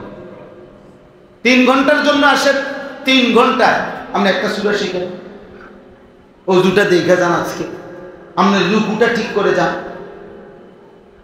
রুকু করা ফরজ, যার রুকু আদায় হয় নাই তো তার ফরজ আদায় হয়েছিল। সেজদা করা ফরজ, যার সেজদা আদায় হয় নাই তো তার নামাজ হয়েছিল। তো বলে তাহলে আমি এই আশায় আপনার চেষ্টা করতেছি, এবং সব জায়গায় বলতে চাই এখন যে প্রতিটা মসজিদে, প্রতিটা মহল্লায় মসজিদ ভিত্তিক যেই মক্তব, মানে একটা হবে বাচ্চাদের, একটা হবে বয়স্কদের, 2 শিফটে পড়া হোক, একটা সকালে হোক, একটা এশার পরে হোক। এশার নামাজের পরে 40 মিনিট এলাকার বয়স্করা শিখুক, একটু একটা সূরা শিখুক। না না না, সাদওয়া অফিসে হলো সাদওয়া, 10 বছর হায়াত বয়স্ক লোকেরা এই বয়স্ক জীবনটা চা দোকানের উপরে দিয়ে ওয়াকফ করে দিচ্ছে। চা দোকানে বসে বসে এই বন খায়, বিড়ি খায়, এই পেঁয়াজু খায়, আলু চপ খায়, এই চা দিয়ে ভিজে খায়, একটাও স্বাস্থ্যসম্মত কোনো খাবারও না। আর বিড়ি, এটা তো একটা ফালতু জিনিস, 100% জাহান্নামীদের খাবার, পাপীদের খাবার। কোরআন শরীফে আল্লাহ বলছে জাহান্নামীদের খাবারের বৈশিষ্ট্য হলো যার দ্বারা শরীরে পুষ্টি হয় না, খাদ্যের চাহিদা মানে ক্ষুধা নিবারণ হয় না, লা ইউসমিনু ওয়ালা ইউগনি মিন জু'। এজন্য পরীক্ষায় এটাই প্রমাণিত, সিগারেট বিড়ি এমন একটি জিনিস যার দ্বারা শরীরে কোনো পুষ্টিও হয় না, খাদ্যের চাহিদাও পূরণ হয় না। অতএব বিড়ি সিগারেট জাহান্নামীর খাবার ছাড়া আর কিছু হইতে পারে না, জাহান্নামীদের খাবার, জাহান্নামীদের খাবার। আর কোন মানুষ, সুস্থ স্বাভাবিক মানুষের খাবার হতে, এটা তো পানিও না। আমরা যেটা পানিও কইবেন, এটা কি পানি? কথা বলছেন, এটা কি সেবে না? তো এটা তো পানিও না। তাহলে আপনি এটা পানিও, এটাও তো বলতে পারবেন না। তাহলে এটা আমাদের কি বলতে হবে? খাবার বলতে হবে। বলে এটা খাবারও না, পানিও না, তো এটা কি? তা আপনি কোন তাইলে কথা বুঝছেন? তাহলে আগুন কিভাবে একটা মানুষের পছন্দ হইতে পারে? ধোঁয়া কিভাবে একটা মানুষের পছন্দ হইতে পারে? আল্লাহ আমাদেরকে হেফাজত করেন। একবার এক জায়গায় খুব বলছিলাম, আর এক বুড়া বিয়ে মাঝখান দিয়ে বলছে আজকে বিড়ির জান শেষ, বিড়ির বলে জান শেষ, জান শেষ আমি না বা বিড়ির জান শেষ। আল্লাহ আমাদেরকে হেফাজত করেন। এবার শেষ কথা হলো, আমি যে আয়াত পড়ছি শুধু তর্জমাটা হলো, একটা কথা শুধু বুঝাইতে চাই শেষ, সেটা হলো আমি 6টা আয়াত পড়ছি সূরা কালাম, এই সূরা এই 6টা আয়াতের মূল বক্তব্য অল্প একটু কথা, একটা কথা, সেটা হলো আমাদের নবী সাল্লাল্লাহু আলাইহি ওয়াসাল্লাম যখন মক্কায় ইসলাম প্রচার করতে শুরু করলেন, মক্কার কুরাইশরা কাফেররা বহুভাবে নবীজি সাল্লাল্লাহু আলাইহি সাল্লামের বিরোধিতা করছে, এটা আপনারা জানেন। এই বিরোধিতার মধ্যে তাদের উল্লেখযোগ্য একটা বিরোধিতা ছিল, তারা জবান দিয়ে নবীজিকে গালিগালাজ করত, মিথ্যা অসভ্য অশ্রাব্য শব্দ বলত। নাউজুবিল্লাহ। এর মধ্যে এই মক্কার কুরাইশরা নবীজিকে গালি দিত, একটা শব্দ বলতো নাউজুবিল্লাহ, যে মুহাম্মদ পাগল। মুহাম্মদ কি? গোটা দেশ, সমাজ, বাড়ি, ব্যক্তি, পরিবার, 14 গোষ্ঠীর মধ্যে যেই কথা নাই, একটা লোক নিজে নিজে হঠাৎ করে কথা বলে, এটা পাগল ছাড়া নাউজুবিল্লাহ। অর্থাৎ নবীজি কল্পনা করেন, আজকে তো মিয়া আমাদের জন্য কত সহজ, আজকে তো আমি যদি ইসলামের কথা বলি, একটা মহল্লার মধ্যে 2 জন লোক হইলো, 10 জন লোক হইলো, আমি পামু, ঠিক কইছে হুজুর, বেটা তুই কইলেও বলা, সাপোর্টিং লোক ছিল, আছে। কিন্তু নবী সাল্লাল্লাহু আলাইহি সাল্লাম মক্কার জমিনে যখন ইসলামের দাওয়াত দিছিলেন, শুরু করলেন, বলেন ডানে বামে আশেপাশে গোটা আরবে একটা মহাসাগরের উপরে যেন একজন ব্যক্তি দাঁড়াইলেন, যেদিকে শুধুই অথই পানি, উনি একা ছাড়া আর কেউ নাই। বলেন রাসূলুল্লাহ সাল্লাল্লাহু আলাইহি সাল্লামের সাথে তার আল্লাহ ছাড়া যেদিন তিনি ইসলাম প্রকাশ করলেন আর কেউ ছিল? সেখানে তিনি হিম্মত করে বলছেন, আপনি আমার জন্য তো সহজ, আপনি আমি তো একজনেরও পাবো, 2 জনেরও পাইবেন। এজন্য আমি বলি সবসময় যে যুবক, তুমি একা সিদ্ধান্ত নাও যে আমি ফজরের নামাজ পড়বো, আমি একজনকে ডাকবো, দেখবা তুমি একজন হলেও সঙ্গী পাইবে, তোমার ফিকিরে, তোমার বলার দ্বারা আরো যুবক বলবা। এই শুক্রবারে আমার কাছে ল্যাপ তোষক বিক্রি করে, মিয়া ল্যাপ তোষক আছে না, এই ল্যাপ তোষকের দোকানদার 2 জন আসা বলছে, তারা কুমিল্লা লাকসাম মনোহরগঞ্জ বাড়ি, বলছে হুজুর আপনি বলছেন ফজরের নামাজের কথা বলতে, আলহামদুলিল্লাহ আজকে 15-20 দিন যাবত মহল্লায় বলি, বলার দ্বারা মাসখানিকের ভিতরে প্রায় 240 জন সাথী লিস্ট করা, আমাদের সাথে একসাথে ফজরের নামাজ আমরা জামাতে পড়ি। একজন ল্যাপটপের দোকানদারের অনুযায়ী আল্লাহ ফিকির দিছে, তার মেহনতে যদি এটা হয়, আমাদের এই মেধাবী ছেলেরা স্কুলে পড়ে, কলেজে পড়ে, ইউনিভার্সিটিতে পড়ে, মুসলমানের এই সন্তান দ্বারা আরো অনেক কিছু হতে পারে। এরা কি সুন্দর স্লোগান দিছে, মানে এই 2 জন মিলে এরা 300 কাগজ লেমিনেটিং করে কম্পিউটার করে ছাপাইছে, আমার গাড়িতেও 2টা আছে আপনার। ওরা বলতেছে, এদের নাম দিছে বেনামাজিকে খুঁজে বেড়াই, নামাজিকে বন্ধু বানায়। আচ্ছা পরে এমন সুন্দর কথা শুনছে, আজীব কথা, আমি তো জীবনে আর ভাবি নাই এমন সুন্দর। বেনামাজিকে খুঁজে বেড়াই, নামাজিকে, এটা হলো সংগঠন, এটার নাম। পরে আমি বললে তো আমার কাছে কেন আসছেন? হুজুর ছেলেরা সব, আমি তখন যাইতেছিলাম, গাড়ি মাঝখানে পথে দাঁড়াইছে, ভিড়ের কারণে মসজিদের সামনে কথা বলতে পারে না, একটু আগায় কথা বলছে। তা বললো যে হুজুর এলাকার সব ছেলের দাবি আমনে যাইতে হইব, আমনে গেলে আরো এরা উৎসাহিত। পরে আমি আবু বকরের ড্রাইভারের গাড়ি থামো, অক্ষণ ডেট দাও, ব্যাট কত ব্যাট হইতে 2-4 বছরে তো ডেট নিতে পারে না, আমি ডেট দাও, এর ডেট দিয়া এরপরে গাড়ি চালাও। আলহামদুলিল্লাহ খুলে এরপরে ডেট দিয়া তো গেছে। কারণ এতটা সাধারণ এক মানুষ, কিন্তু আল্লাহ তাআলা তার কলিজায় কি ফিকির দিছে। এই জন্য আলহামদুলিল্লাহ আপনারাও ফিকির করেন, আপনারাও ফিকির, আপনাদের মসজিদ, আপনাদের মহল্লা যুবক ভাই, মানুষকে আল্লাহর দিকে ফেরানো। আমি আশার কথা বলি, লক্ষ লক্ষ যুবক প্রতিদিন আল্লাহর দিকে ফিরছে। আপনারা জানেন না, আমরা জানি, গুনাহ করতে করতে যুবক ক্লান্ত হয়ে গেছে, খোদার কসম। জিনা করতে করতে ছেলে ক্লান্ত হয়ে গেছে, জিনা করতে। এখন আর জিনা করতে ভালো লাগে না। এমন যুবকের সাথে আমি কথা বলছি, জুয়া খেলতে খেলতে ফকির হয়ে গেছে, বাবার ফার্মেসি শেষ পর্যন্ত ফকির বানায় দিছে, বাপের ভিখারি বানায় দিছে, অনলাইনে মোবাইলে জুয়া খেলতে। সেই যুবকরাও আলহামদুলিল্লাহ ফিরতেছে, ফিরে যাবে ইনশাআল্লাহ। আগামীর পৃথিবী ইসলামের পৃথিবী। আগামীর যুদ্ধ, আগামীর যে কোনো সময় বিশ্বব্যাপী যে যুদ্ধ হবে, সেই যুদ্ধ হবে ঈমান আর কুফরের যুদ্ধ, মাহদী আর দাজ্জালের যুদ্ধ, ঈমানদার আর বেঈমানের মধ্যে। সেখানে দেখার বিষয় হলো আমি কোন দলে থাকি, কিংবা আমার সন্তান, কিংবা আমার নাতি কারো না কারো সামনে আসবে।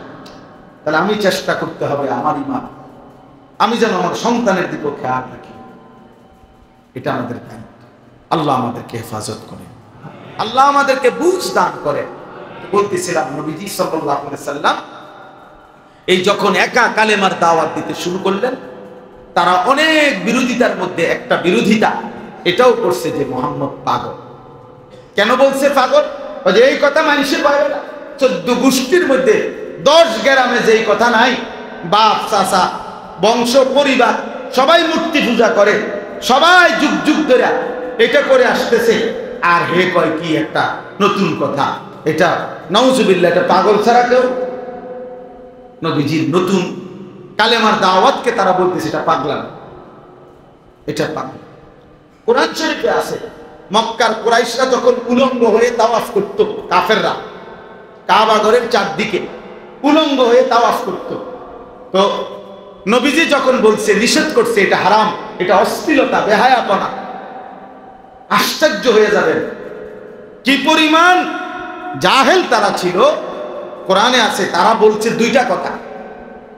এক নাম্বার হলো ওয়াজাদনা আলাইহা আবাআনা, আমরা আমাদের বাপ দাদা থেকেই এটা করে আসছি, আর আল্লাহু আমারানা বিহা, আর এরা বলতেছে এই উলঙ্গ হয়ে তাওয়াফ করতে আমাদের পূর্বপুরুষ থেকেই আল্লাহই আমাদের বাপ দাদা করে আদেশ করছে। আল্লাহ বলেন শেষ পর্যন্ত এত বড় মিথ্যা অপবাদ আল্লাহর উপরে দিয়ে দিলা। মানে নিজেদের পাপ, নিজেদের গুনাহ কার উপরে চাপাই দিলা? আল্লাহ বলে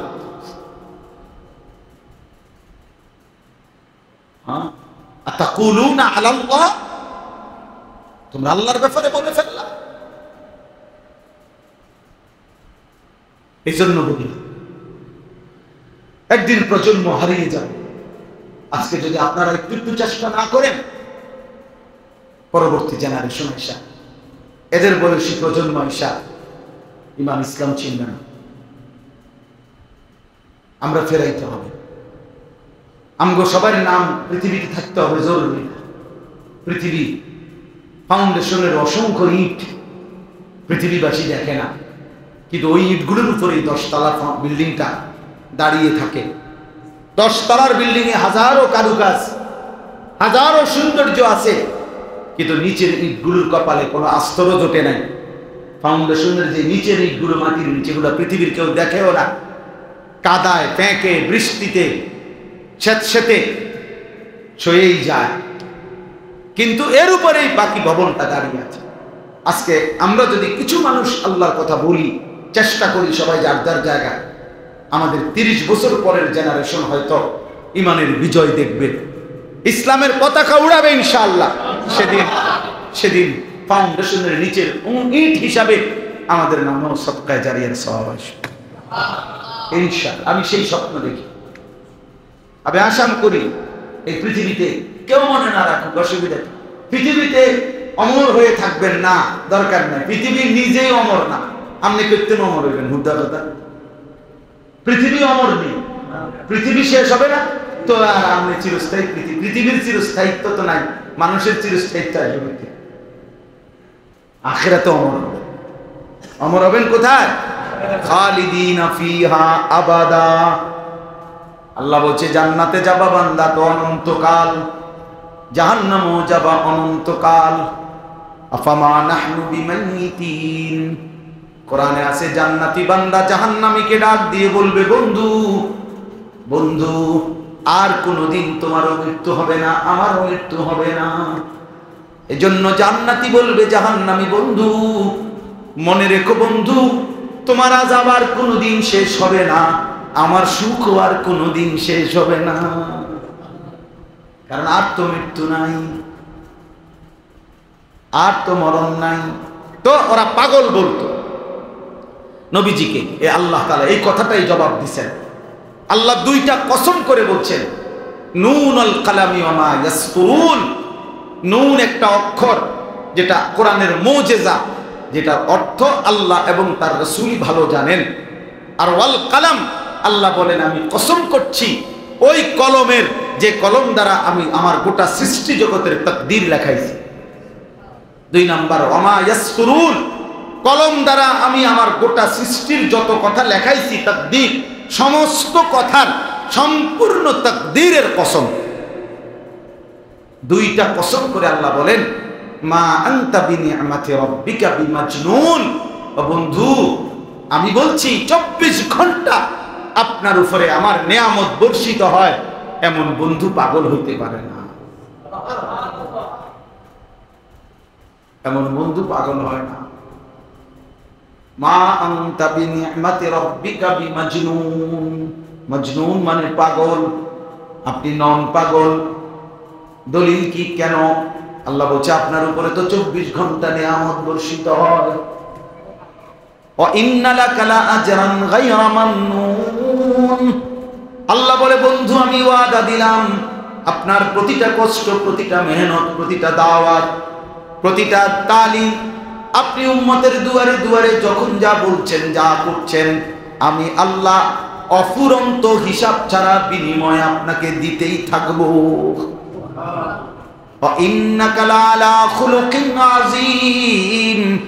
আর আল্লাহ চ্যালেঞ্জ করে বলছে পৃথিবীবাসী শোনো, আমি আমার বন্ধুকে সর্বশ্রেষ্ঠ পূর্ণাঙ্গ চরিত্র দিয়েই বানিয়ে পাঠিয়েছি।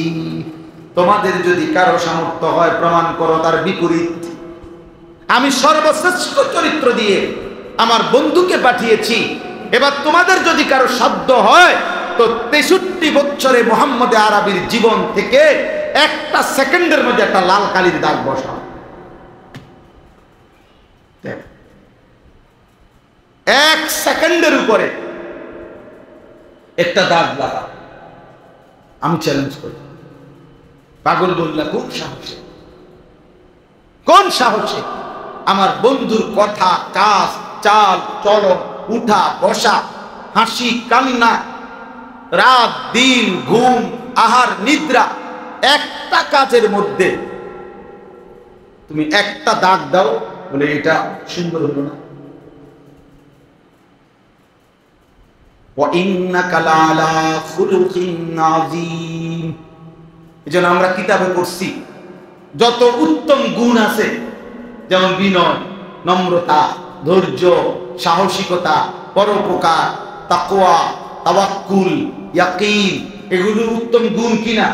প্রত্যেকটি উত্তম গুণকে যদি বলা হয় যে তুমি তোমার এই গুণটা সর্বশ্রেষ্ঠ কিরকম, একটা মানুষের আকৃতি ধরে দেখাও। কিতাবে লিখছে প্রতিবার যে মানুষের আকৃতি আসবে সমস্ত উত্তম গুণের ক্ষেত্রে তিনি শুধুই একজন মুহাম্মদুর রাসূল সাল্লাল্লাহু আলাইহি ওয়াসাল্লাম। বিনয়ের শ্রেষ্ঠকে মুহাম্মদে আরবি, সাহসিকতায় শ্রেষ্ঠকে মুহাম্মদে আরবি, ধৈর্যের শ্রেষ্ঠকে মুহাম্মদে আরবি, পরোপকারের শ্রেষ্ঠকে মুহাম্মদে আরবি, তাকওয়াতে শ্রেষ্ঠকে মুহাম্মদে আরবি, ইয়াকিনের শ্রেষ্ঠকে মুহাম্মদে আরবি, তাওয়াক্কুলের শ্রেষ্ঠকে মুহাম্মদে আরবি। আছে খুবা হামাদারান তু তানহাদার।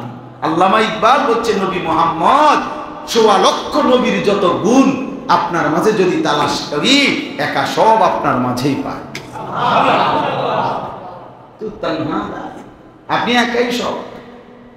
আপনি হাসলেও সুন্দর, কাঁদলেও সুন্দর, হাঁটলেও সুন্দর, বসলেও সুন্দর, আপনি জবান খুললেও সুন্দর, জবান বন্ধ করলেও। ১৬ লক্ষ সাহাবী নবীজিকে কতভাবে দেখছে না? একাকী প্রকাশ্যে, রাতে, দিনে, সকালে নবীজিকে দেখছে না সাহাবারা? চুল খোলা দেখছে, চুলে ঢাকা দেখছে, চাদর পরা দেখছে, চাদর খোলা দেখছে, হাঁটতে দেখছে, বসতে দেখছে, টয়লেটে ঢুকতে দেখছে, টয়লেটের থেকে বাইরে চেয়ার দেখছে, সকল রঙে সকল ঢঙ্গে বিভিন্ন আঙ্গিকে নবীজিকে দেখছে। সমস্ত সাহাবীকে বারবার পূর্ণিমার চাঁদের নিচে নবীকে দেখছে। সব সাহাবী এক বাক্যে এক কথাই বলছে, এমন সুন্দর আর জীবনে কাউকে দেখি নাই। মা রাআইতু শাইআন আহসানা মিন হাযা, এমন সুন্দর জগতে আর কাউকে দেখি না। ওয়া আহসানু মিনকা লাম তারা কাত্তু আইনি। হাসান ইবনে সাবিত নবীর সাহাবী নবীজির সামনে দাঁড়িয়ে বলছে, বন্ধু আপনার মতো সুন্দর আমি এই দুই নয়নে আর কাউকে দেখি নাই। এবার তিনি নিজেই বলছেন, ও আজমালু মিনকা লাম তালিদিন নিসাউ, কেমনে দেখবো নবী এমন সুন্দর, আপনার চাইতে সুন্দর তো কোনো মা কোনোদিন কোনো সন্তানই প্রসব করে নাই, এমন বাচ্চাও তো পৃথিবীতে আর ভূমিষ্ঠ হয় নাই আপনার চাইতে সুন্দর।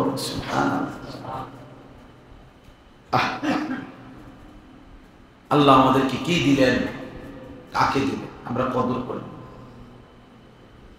আমরা চুল কাটতো কাফেরের দিকে তাকায় থাকি, জামা পরতো কাফেরের দিকে তাকায় থাকি, প্যান্ট পরতো কাফেরের দিকে তাকায় থাকি, আমাদের ঘর সাজাইতেও কাফেরের দিকে তাকায় থাকি। একটা চেয়ার রাখতে হইলেও চেষ্টা হইলো, বেঈমান কোরআন দিয়ে কইছে সুন্দর হবে, সোফাটা কোনখানে রাখলে সুন্দর হবে, চুলটা কেমন হইলে সুন্দর হবে, চেহারাটা দাড়ি থাকবে না থাকবে না, সব কিছুতে আমাদের নারীরা, আমাদের পুরুষেরা, যুবকেরা সবাই ব্যস্ত। ইউরোপের ওই বেঈমান ইহুদি কিংবা কাফের মুশরিক, নামহীন পরিচয়হীন জন্ম বংশের ঠিকানাহীন ওই বেঈমান আমারে যেটা বলে দেয় ওটাই মডেল, ওটাই শুনি। আফসোস, আফসোস না, কাকে হারালাম, কাকে ছেড়ে দিলাম, কেমন বন্ধু ছেড়ে দিলাম, কাকে দিলাম। আল্লাহ আমাদেরকে হেফাজত করে। এই জন্য বাপ চলেন এই শেষ, আল্লাহ বলছে ফাসাতুবসিরু ওয়া ইউবসিরুন, শেষে আল্লাহ বলছে বন্ধু, আশ্চর্য কথা, আল্লাহ বলছে বন্ধু আর আমাদের পাগল কয়, গণক বলে, জাদুকর বলে, জুলুম অত্যাচার করে, আচ্ছা আপনিও দেখেন ওরাও দেখুক, আমি আগাম না, অসুবিধা নাই, আপনিও দেখেন আমিও দেখাই, তারাও দেখুক, আমি দেখাবো মাওলা, আমি বন্ধু ওয়াদা দিলাম পৃথিবীকে আমি দেখাবো আপনাকে দিয়ে আমি কি করতে চাচ্ছি। বিআইয়িকুমুল মাফতুন, আমি আল্লাহ প্রমাণ করে দেব বাস্তবিক অর্থে পাগল কে, আমি দেখাবো, আপনি অপেক্ষা করেন, ওরাও দেখুক। 23 বছর আর লাগে নাই, 23 বছরের ভিতরে গোটা পৃথিবীতে কালেমার পতাকা উড়ায়, সারা আলমে খবর পৌঁছে গেছে, ইসলামের পতাকা উড়ে গেছে। আর আবু জেহেল, আবু লাহাব, ওই বেঈমানদের আর এখন পৃথিবীতে কোনো নাম নেওয়ার মতো নিশানা নেই। যেই কূপের মধ্যে আবু জেহেলরে ফেলাইছে বদরের যুদ্ধে, আমি এইবারও দেখছি হজ্জের সময় মদিনায় গেছি, যে বদর গেছিলাম, আমগো এই জায়গারই তো এরশাদ ভাই, ওই ভাইয়ের নাম কি জানো, ওর বদর গেলাম, যে কি নাম ভাইয়ের, ফারুক ভাই, এদিকেই তো বাড়ি নিয়ে, কোথায় ইসুফপুর, ইসুফপুর, এই ইসুফপুর বাড়ি, যে আমার ঘরে মেহমানদারি করছে, যার ঘরে খানা খাইছি, খুব আদর আপ্যায়ন করছে এক ভাই, বদর থাকে, যেখানে বদর যুদ্ধ হয়েছে, বদরের প্রান্ত, ওই এলাকার নামই তো বদর সিটি, ওখানে থাকে। এই বছর আমি আমাদের এরশাদ ভাই আমরা হজ্জে যাওয়ার অনেক গেছিলাম বেড়াইতে, যাই হোক, তো এই জন্য আল্লাহ তাআলা বলছে আমি দেখাবো। আবার দেখাইছে কিনা আল্লাহ বলেন না কেন, পৃথিবী দেখছে কিনা বলেন। অতএব আমাদের নবী সাল্লাল্লাহু আলাইহি ওয়াসাল্লামের সুন্নাত, নবীজির তরিকা, এটাই আমাদের জীবনের সম্পদ। চুল, চেহারা, লেবাস, পোশাক, হাসি, কান্না, আচরণ, উচ্চারণ, আনন্দ, বেদনা, সবকিছুতেই আমরা নবীজির অনুসরণ করবো ইনশাআল্লাহ। আমাদের নবী সাল্লাল্লাহু আলাইহি ওয়াসাল্লাম সারাদিন উম্মতকে ডাকতেন, আর রাতের বেলা একাকী তাহাজ্জুদ নামাজ পড়ে উম্মতের জন্য কাঁদতেন, চোখের পানি ফেলে। আমি একটা কিতাব আনছি, আমার গাড়িতে আছে, আমার খুলনার হযরতের খানকার থেকে। নবীজি সাল্লাল্লাহু আলাইহি ওয়াসাল্লাম তাহাজ্জুদ নামাজ কিভাবে পড়তেন, কতক্ষণ পড়তেন, রাত্রিবেলা কি কি দোয়া করতেন, এটার বিস্তারিত বর্ণনা আছে একটা বই, খুব সুন্দর। এরপরে নবীজিকে কেউ যদি সুপারিশ, শাফাত, নবীজির সুপারিশ চায়, তো ওই কিতাব আসেনি না? হ্যাঁ, তো এই কিতাব আপনার কি আমল, এই আমল এখানে আছে। আমরা তো বিতর্ক না করে আমরা যদি এটা সিদ্ধান্ত নিতাম যে সাহাবীরা নবীজির উপরে কি দুরূদ শরীফ পড়তেন, তাহলে তার কোনো ফেস থাকে না। কথা বোঝেন না? এই কিতাবের মধ্যে আছে যে সাহাবীরা যে নবীজির উপরে কি দুরূদ পড়তেন, এমন 40টা দুরূদ এই কিতাবে আছে। 200 টাকা মূল্যে এই কিতাবটা আমরা সাদা গাড়িতে আমরা বিক্রি করি, যাওয়ার সময় সুযোগ থাকলে কিনে নেবেন। শেষ একটা আবদার আছে, আবদারটা হলো আমি একটা কাগজ আমার মাদ্রাসার একটা হ্যান্ডবিল আপনাদেরকে দিচ্ছি, এই আমার ওই ছেলেটা দিবে এখন, এটা একটা নজর দেখবেন, কতদূর মনোযোগ দিয়ে পড়বেন। আমার একটা আবদার আছে, আবদারটা হলো ওই যে আমি বললাম আমি একটা বড় জায়গা কিনছি, 94.5 শতক জায়গা, 1 একর প্রায়, একটা বড় মাদ্রাসা করার ইচ্ছা, যেখানে সাধারণ ছোট বাচ্চারাও ধারাবাহিক পড়বে একদিকে, আরেকদিকে মুসলমানের সব শ্রেণীর মানুষ দ্বীন শিখবে। এরকম একটা বড় স্বপ্ন নিয়ে প্রায় 2-2.5 কোটি টাকা, 2 কোটি 20 লাখ টাকা জায়গার দাম। এটা আমি আলহামদুলিল্লাহ টাকাটা পরিশোধ করতে অল্প অল্প করে আল্লাহর বান্দাদের সহযোগিতায় করতে চেষ্টা করছি। তো আমাদের ওই জায়গাটা মসজিদ, মাদ্রাসা এবং অন্যান্য দ্বীনি কাজ ইনশাআল্লাহ হবে, আশা স্বপ্ন আল্লাহ করাইলে। ওইখানে এক নামাজের মুসল্লা পরিমাণ জায়গা, মানে 8 স্কয়ার ফিট জায়গার দাম 4200 টাকা। তো এই কাগজটার মধ্যে আমরা এই আবেদনটা জানাইছি, এখানে বিকাশ নাম্বার দেওয়া আছে। যদি কোনো আল্লাহর বান্দা এই 4200 টাকা এক নামাজের মুসল্লা পরিমাণ জায়গার টাকা আমাদের মাদ্রাসায় দেয়, আমরা উনারে আজীবন আমাদের মাদ্রাসার উন্নয়ন সদস্য হিসাবে ওনার নাম অন্তর্ভুক্ত করে রাখবো। প্রতি বছর মাঝে মধ্যে দাওয়াত দেওয়ার চেষ্টা করব, আর প্রতিদিনকার দোয়ার মধ্যে উনিও শামিল থাকবেন, সাদকায়ে জারিয়ার সওয়াব পাবেন। এই জন্য এই আশায় দিছি, যার সুযোগ হয় পারলে নিজে দিবেন, না পারলে কেউরে বলবেন। অনেকের বাবা ভাই বিদেশ আছে, বলবেন, সুযোগ থাকলে দিবে, আর না হয়তো দোয়া করে দিবেন যে আল্লাহ যেন কবুল করে, হয়েই যাবে ইনশাআল্লাহ। তো নওজোয়ান ভাইদের কাছে অনুরোধ, প্রিয় ভাই তোমরাও চেষ্টা করবা, আর নিজেরা নিজেদের জায়গাতেও আল্লাহর বান্দাদেরকে দ্বীন শেখাবার জন্য আরো কি করা যায় এর উদ্যোগ নেওয়া, মসজিদ ভিত্তিক, মহল্লা ভিত্তিক উদ্যোগ নেওয়া দরকার। ওই দিন আমি দেবিদ্যার এক জায়গায় বয়ান করছি, একটা টাওয়ারের ডানি বামে অল্প কদ্দুর জায়গা, মনে 60-70 জন মানুষ বসার জায়গা। এই ছেলে আমারে দাওয়াত দিয়া ইসলাহী মজলিস করাইছে, হের আর কোনো জায়গা নাই, এই কদ্দুর জায়গায় আছে, এনে 70-80 জন বেশি মানুষ বইতার জন্য। হ্যাঁ, আমি পুরা এহতেমামের সাথে 1.5 ঘন্টা ওখানে বয়ান করছি। আমি হয় 70-80 জনের অসুবিধা, আল্লাহর কথা বলে যাওয়া, আল্লাহর কথা বলতে থাকা। জনপ্রিয়তা দিয়েই বা কি হবে, বেশি মানুষ দিয়েই বা কি হবে? আমি তার ভোটে দাঁড়াইছি না, কথা বুঝেন নাই তো? তার আমি এটা তার ইলেকশনের জন্য ভোট কালেকশন না। আল্লাহ আমাদেরকে তৌফিক দেন, আজকের এই মুবারক মাহফিল আল্লাহ তাআলা কবুল করেন। যে যুবক ভাইরা, যে আল্লাহর বান্দারা ফিকির করছেন, আল্লাহ আপনাদেরকে উত্তম বিনিময় দান করেন। এই মসজিদে আমি আগেও বয়ান করছি, আরো 1-2 বার মনে হয় আমার, হ্যাঁ না, আমার তো আসছি, আমার মনে আছে। আল্লাহ তাআলা আপনাদেরকে ওই কষ্ট করে জাযাকুমুল্লাহ। ও ভাইয়া রিসিভ দাও, ভাই ওরা হাতে দেন, কষ্ট। আল্লাহ আপনার উত্তম বিনিময় দান করেন। আলহামদুলিল্লাহি রাব্বিল আলামিন। আল্লাহুম্মা আনতাস সালাম ওয়া মিনকাস সালাম, তাবারাকতা ইয়া যাল জালালি ওয়াল ইকরাম। ইয়া রাব্বি লাকাল হামদু কামা ইয়ানবাগি লিজালালি ওয়াজহিকা ওয়া আযীমি সুলতানিক। আল্লাহর ঘরে আল্লাহর জন্যই জমা হওয়ার তৌফিক দান করেছেন, আলহামদুলিল্লাহ। সবাই মিলে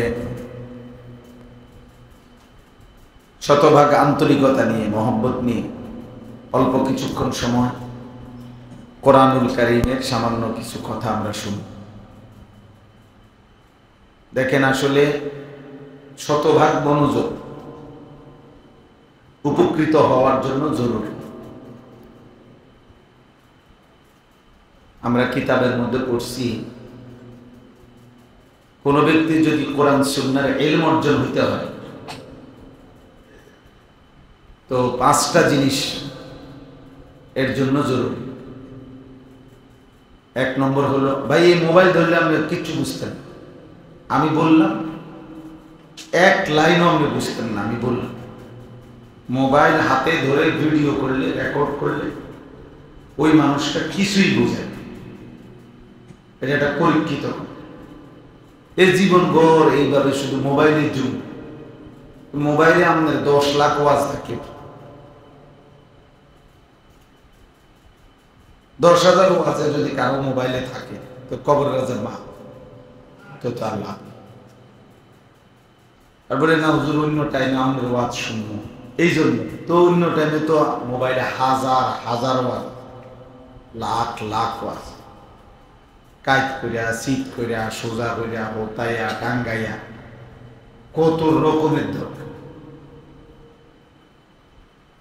যেমনি মনে চায় ছেলেরা অমনি ওয়াজ দেয়, যে যেন মন চায় কাটে, বাড়ায়, কমায়, ডিজাইন করে, আওয়াজ দেয়। আমার অনেকে অনেক কিছু বলে, হুজুর আমাদের ওয়াজে এরকম ওরকম হয়, কেউ বাজনা দেয়, কেউ আমি কোনটাই জানি, কি দেয় কি না দেয় কিছুই আমি জানি। এজন্য ভাইয়া আসলে সামনাসামনি শুনলে বরকত বেশি। চোখের সাংঘাতিক, মানুষের পরিবর্তন শুধু শব্দ দিয়ে হয়, পরিবর্তন নজরের বরকতে। কোন আলেমে দ্বীন, কোন আল্লাহওয়ালা, আল্লাহর কোন প্রিয় বান্দার সান্নিধ্য, সোহবত, আসা যাওয়া, উঠা বসা, এর দ্বারা পরিবর্তন। এটা একবার পরীক্ষিত কথা, যুগ যুগ ধরে। আল মারউ আলা দীনে খলীলি, নবীজি বলছেন প্রত্যেক ব্যক্তি তার বন্ধুর আচরণে প্রভাবিত হয়। হাদিস, ফালিয়ানজুর আহাদুকুম মান খালিল, অতএব লক্ষ্য রেখো কাকে বন্ধু বানাচ্ছ। হাদিসে নবী, লা তুসাহিব ইল্লা মুমিনা, নবীজি বলেন মুমিন ব্যতীত কাউকে বন্ধু বানায়, বন্ধু বানায়। নবীজিকে জিজ্ঞাসা করছে, ইয়া রাসূলুল্লাহ, সর্বোত্তম বন্ধু কে হবে? নবীজি বলছে 3টা গুণ যার মধ্যে আছে তাকে বন্ধু বানান। মান যাক্কারাকুম বিল্লাহি রুয়াতু, যারে দেখলে আল্লাহর কথা মনে পড়ে। ওয়া যাদা ফি ইলমিকুম মানতিকু, যার কথা শুনলে কোরআন সুন্নাহর ইলম বাড়ে। ওয়া যাক্কারাকুম বিল আখিরাতি আমালু, যার আমল দেখলে আখিরাত মনে পড়ে, তাকে বন্ধু বানান। সে সর্বোত্তম বন্ধু। এজন্য এই সঙ্গী নবীজি উদাহরণ দিছে যে উত্তম সঙ্গী আতর বিক্রেতার মতো। আতর বিক্রেতা, আতর বিক্রেতা তার থেকে তিনি বলছেন যে তুমি ঢুকলেই প্রথমত তোমার নাকে আতরের ঘ্রাণ লাগে, দ্বিতীয়ত তুমি কিনে নিলে এই সুগন্ধ তোমার ঘরে নিলে, আর উনি যখন তোমার শরীরে কাপড়ে লাগাই দিবে আতর, এই সুঘ্রাণ তোমার সারা দেহ মোমো সুগন্ধিময়। তার এক কথা, কেনো বা না কেনো, ওখানে ঢুকলেই তুমি সুগন্ধ পাবে। বুঝাইছে যে একজন নেককার মানুষের সোহবতে কিছুক্ষণ যদি তুমি থাকো, হতে পারে ওনার সব কথা তুমি আমল করো না, গ্রহণ করো না, কিন্তু এই কিছুক্ষণের এই বসার দ্বারা সুগ্রাম ইমান আমলের প্রেরণা আসবেই আসবেই কিছুক্ষণের জন্য হলো দিলের মধ্যে ভালো লাগে, মনটার মধ্যে একটা প্রেরণা আসবে, তাহলে আসলে আমারও আখেরাত আছে, পরকাল আছে, আমারও আমল করা দরকার, এই অনুভূতি জানে। এই যে ওয়াজ মাহফিলে মানুষের এই অনুভূতি জানে, আলেম ওলামার কাছে বসলে, আল্লাহ ওয়ালাদের কাছে বসলে এই অনুভূতি জানে। হাফিজি হুজুর রহমতুল্লাহ আলাইহি অনেক বড় বুজুর্গ ছিলেন এই বাংলাদেশে। হাফিজি হুজুর বলতো না, নোয়াখালী, ঢাকা থাকতেন, ঢাকা লালবাগ মাদ্রাসায় পড়াইতেন এবং ঢাকা লালবাগ জুমা পড়াইতেন। তো হজরত সেখানে জুমার দিন, জুম্মার পরে বিকেলবেলা আমভাবে বয়ান করত। আশেপাশের সব মাদ্রাসার ছাত্ররা, ওলামায়ে কেরাম ওনার বয়ান শুনতে আসত। কিন্তু উনি মৃত্যু পর্যন্ত আজীবন একেবারে খাঁটি নোয়াখালী ভাষায় কথা বলতেন, একদম নোয়াখালী ভাষায়। আপনার পিওর চিটাঙ্গাওয়ালারা চিটাঙ্গা কথা বললে আপনি কিচ্ছু বুঝতেন না, পিওর সিলেটটা ভাষা কথা বললে ওরা যা বলে আপনি বুঝতেন না কি করে। ঠিক এরকম খাঁটি নোয়াখালী। তো ঢাকার মানুষরা তেমন কিছু বুঝতো না, কিন্তু শুনতো। তো আমি আমার ঢালকানগরের শায়েখ আরিফ বিল্লাহ হযরত মাওলানা শাহ আব্দুল মতিন বিন হুসাইন ওনার কাছে শুনছি যে তখন ওই উস্তাদরা ছাত্রগণে বা অন্যান্য জিজ্ঞাসা করত যে হাফিজজির মজলিসে যে গেলেন কিছু বুঝছেননি? না, কি তেমন কিছু বুঝি নেই, কারণ উনি তো নোয়াখালীর কথা বলে, পুরো বুঝি নেই, সব কথা বুঝি নেই। তাইলে প্রতি সপ্তাহে যাও, প্রত্যেক সপ্তাহে যদি শুনতে যাও, কি কিছু বোঝো না, যাও কেন?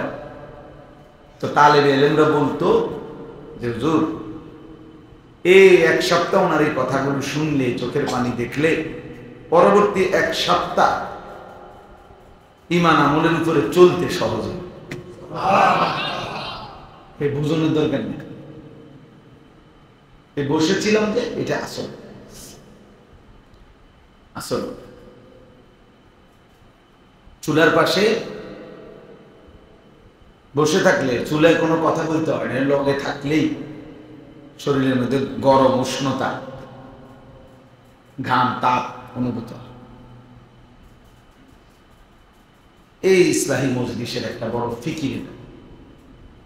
আমার খুলনার হযরত, বাংলাদেশের একজন বড় বুজুর্গ হযরত মাওলানা মুফতি নুরুল আমিন সাহেব, উনি বলছেন যে, আমি সরাসরি হযরতের মুখে শুনছি যে কোনো সাধারণ মানুষের উচিত নিজের ঈমান আমল প্রেরণা পাওয়ার জন্য, হযরত বলেন যে আপনার মসজিদের ইমাম সাহেবের সামনে আপনি কতক্ষণ বসে থাকেন, কোনো কথা নাই, কিচ্ছু বলে আমরা হুজুরে ওয়াজ করতে পারে না ভালো মতো, বা তেমন কিছু করতে পারে না, আচ্ছা বাদ দেন, কিচ্ছু বলতে হবে না, আপনি শুধু বসে থাকেন। কি ভাই বসছেন কেন? বলে হুজুর এমনি বসছি, আপনার কাছে একটু বসলাম। হযরত বলেন আমি নিশ্চিত এই এমনি যে বসেছিল কথা ছাড়া, এর দ্বারাও ওই আল্লাহর বান্দার কলিজার ভিতরে ঈমান আমল আখিরাতের প্রেরণা, জজবা, অনুভূতি চলে আসে, বিশ্বাস। হযরত বলছেন প্রত্যেকটা মসজিদের ইমাম আল্লাহ, মুয়াজ্জিন আল্লাহ, মালিক যারে তার ঘরের কাজে লাগে, আল্লাহ ঘরের কাজে। এই জন্য বললাম আর কি, কম কিংবা বেশি এতে কোনো সমস্যা আমার, এটা কোনো নির্বাচনী প্রচারণা না যে বেশি লোক হইতে হবে, এটা কোনো ভোটের কালেকশন, কাজে সমস্যা। আল্লাহর কথা একজনের জন্য যেই গুরুত্বপূর্ণ, 1 লক্ষের জন্য সমান গুরুত্ব, সমান দাম।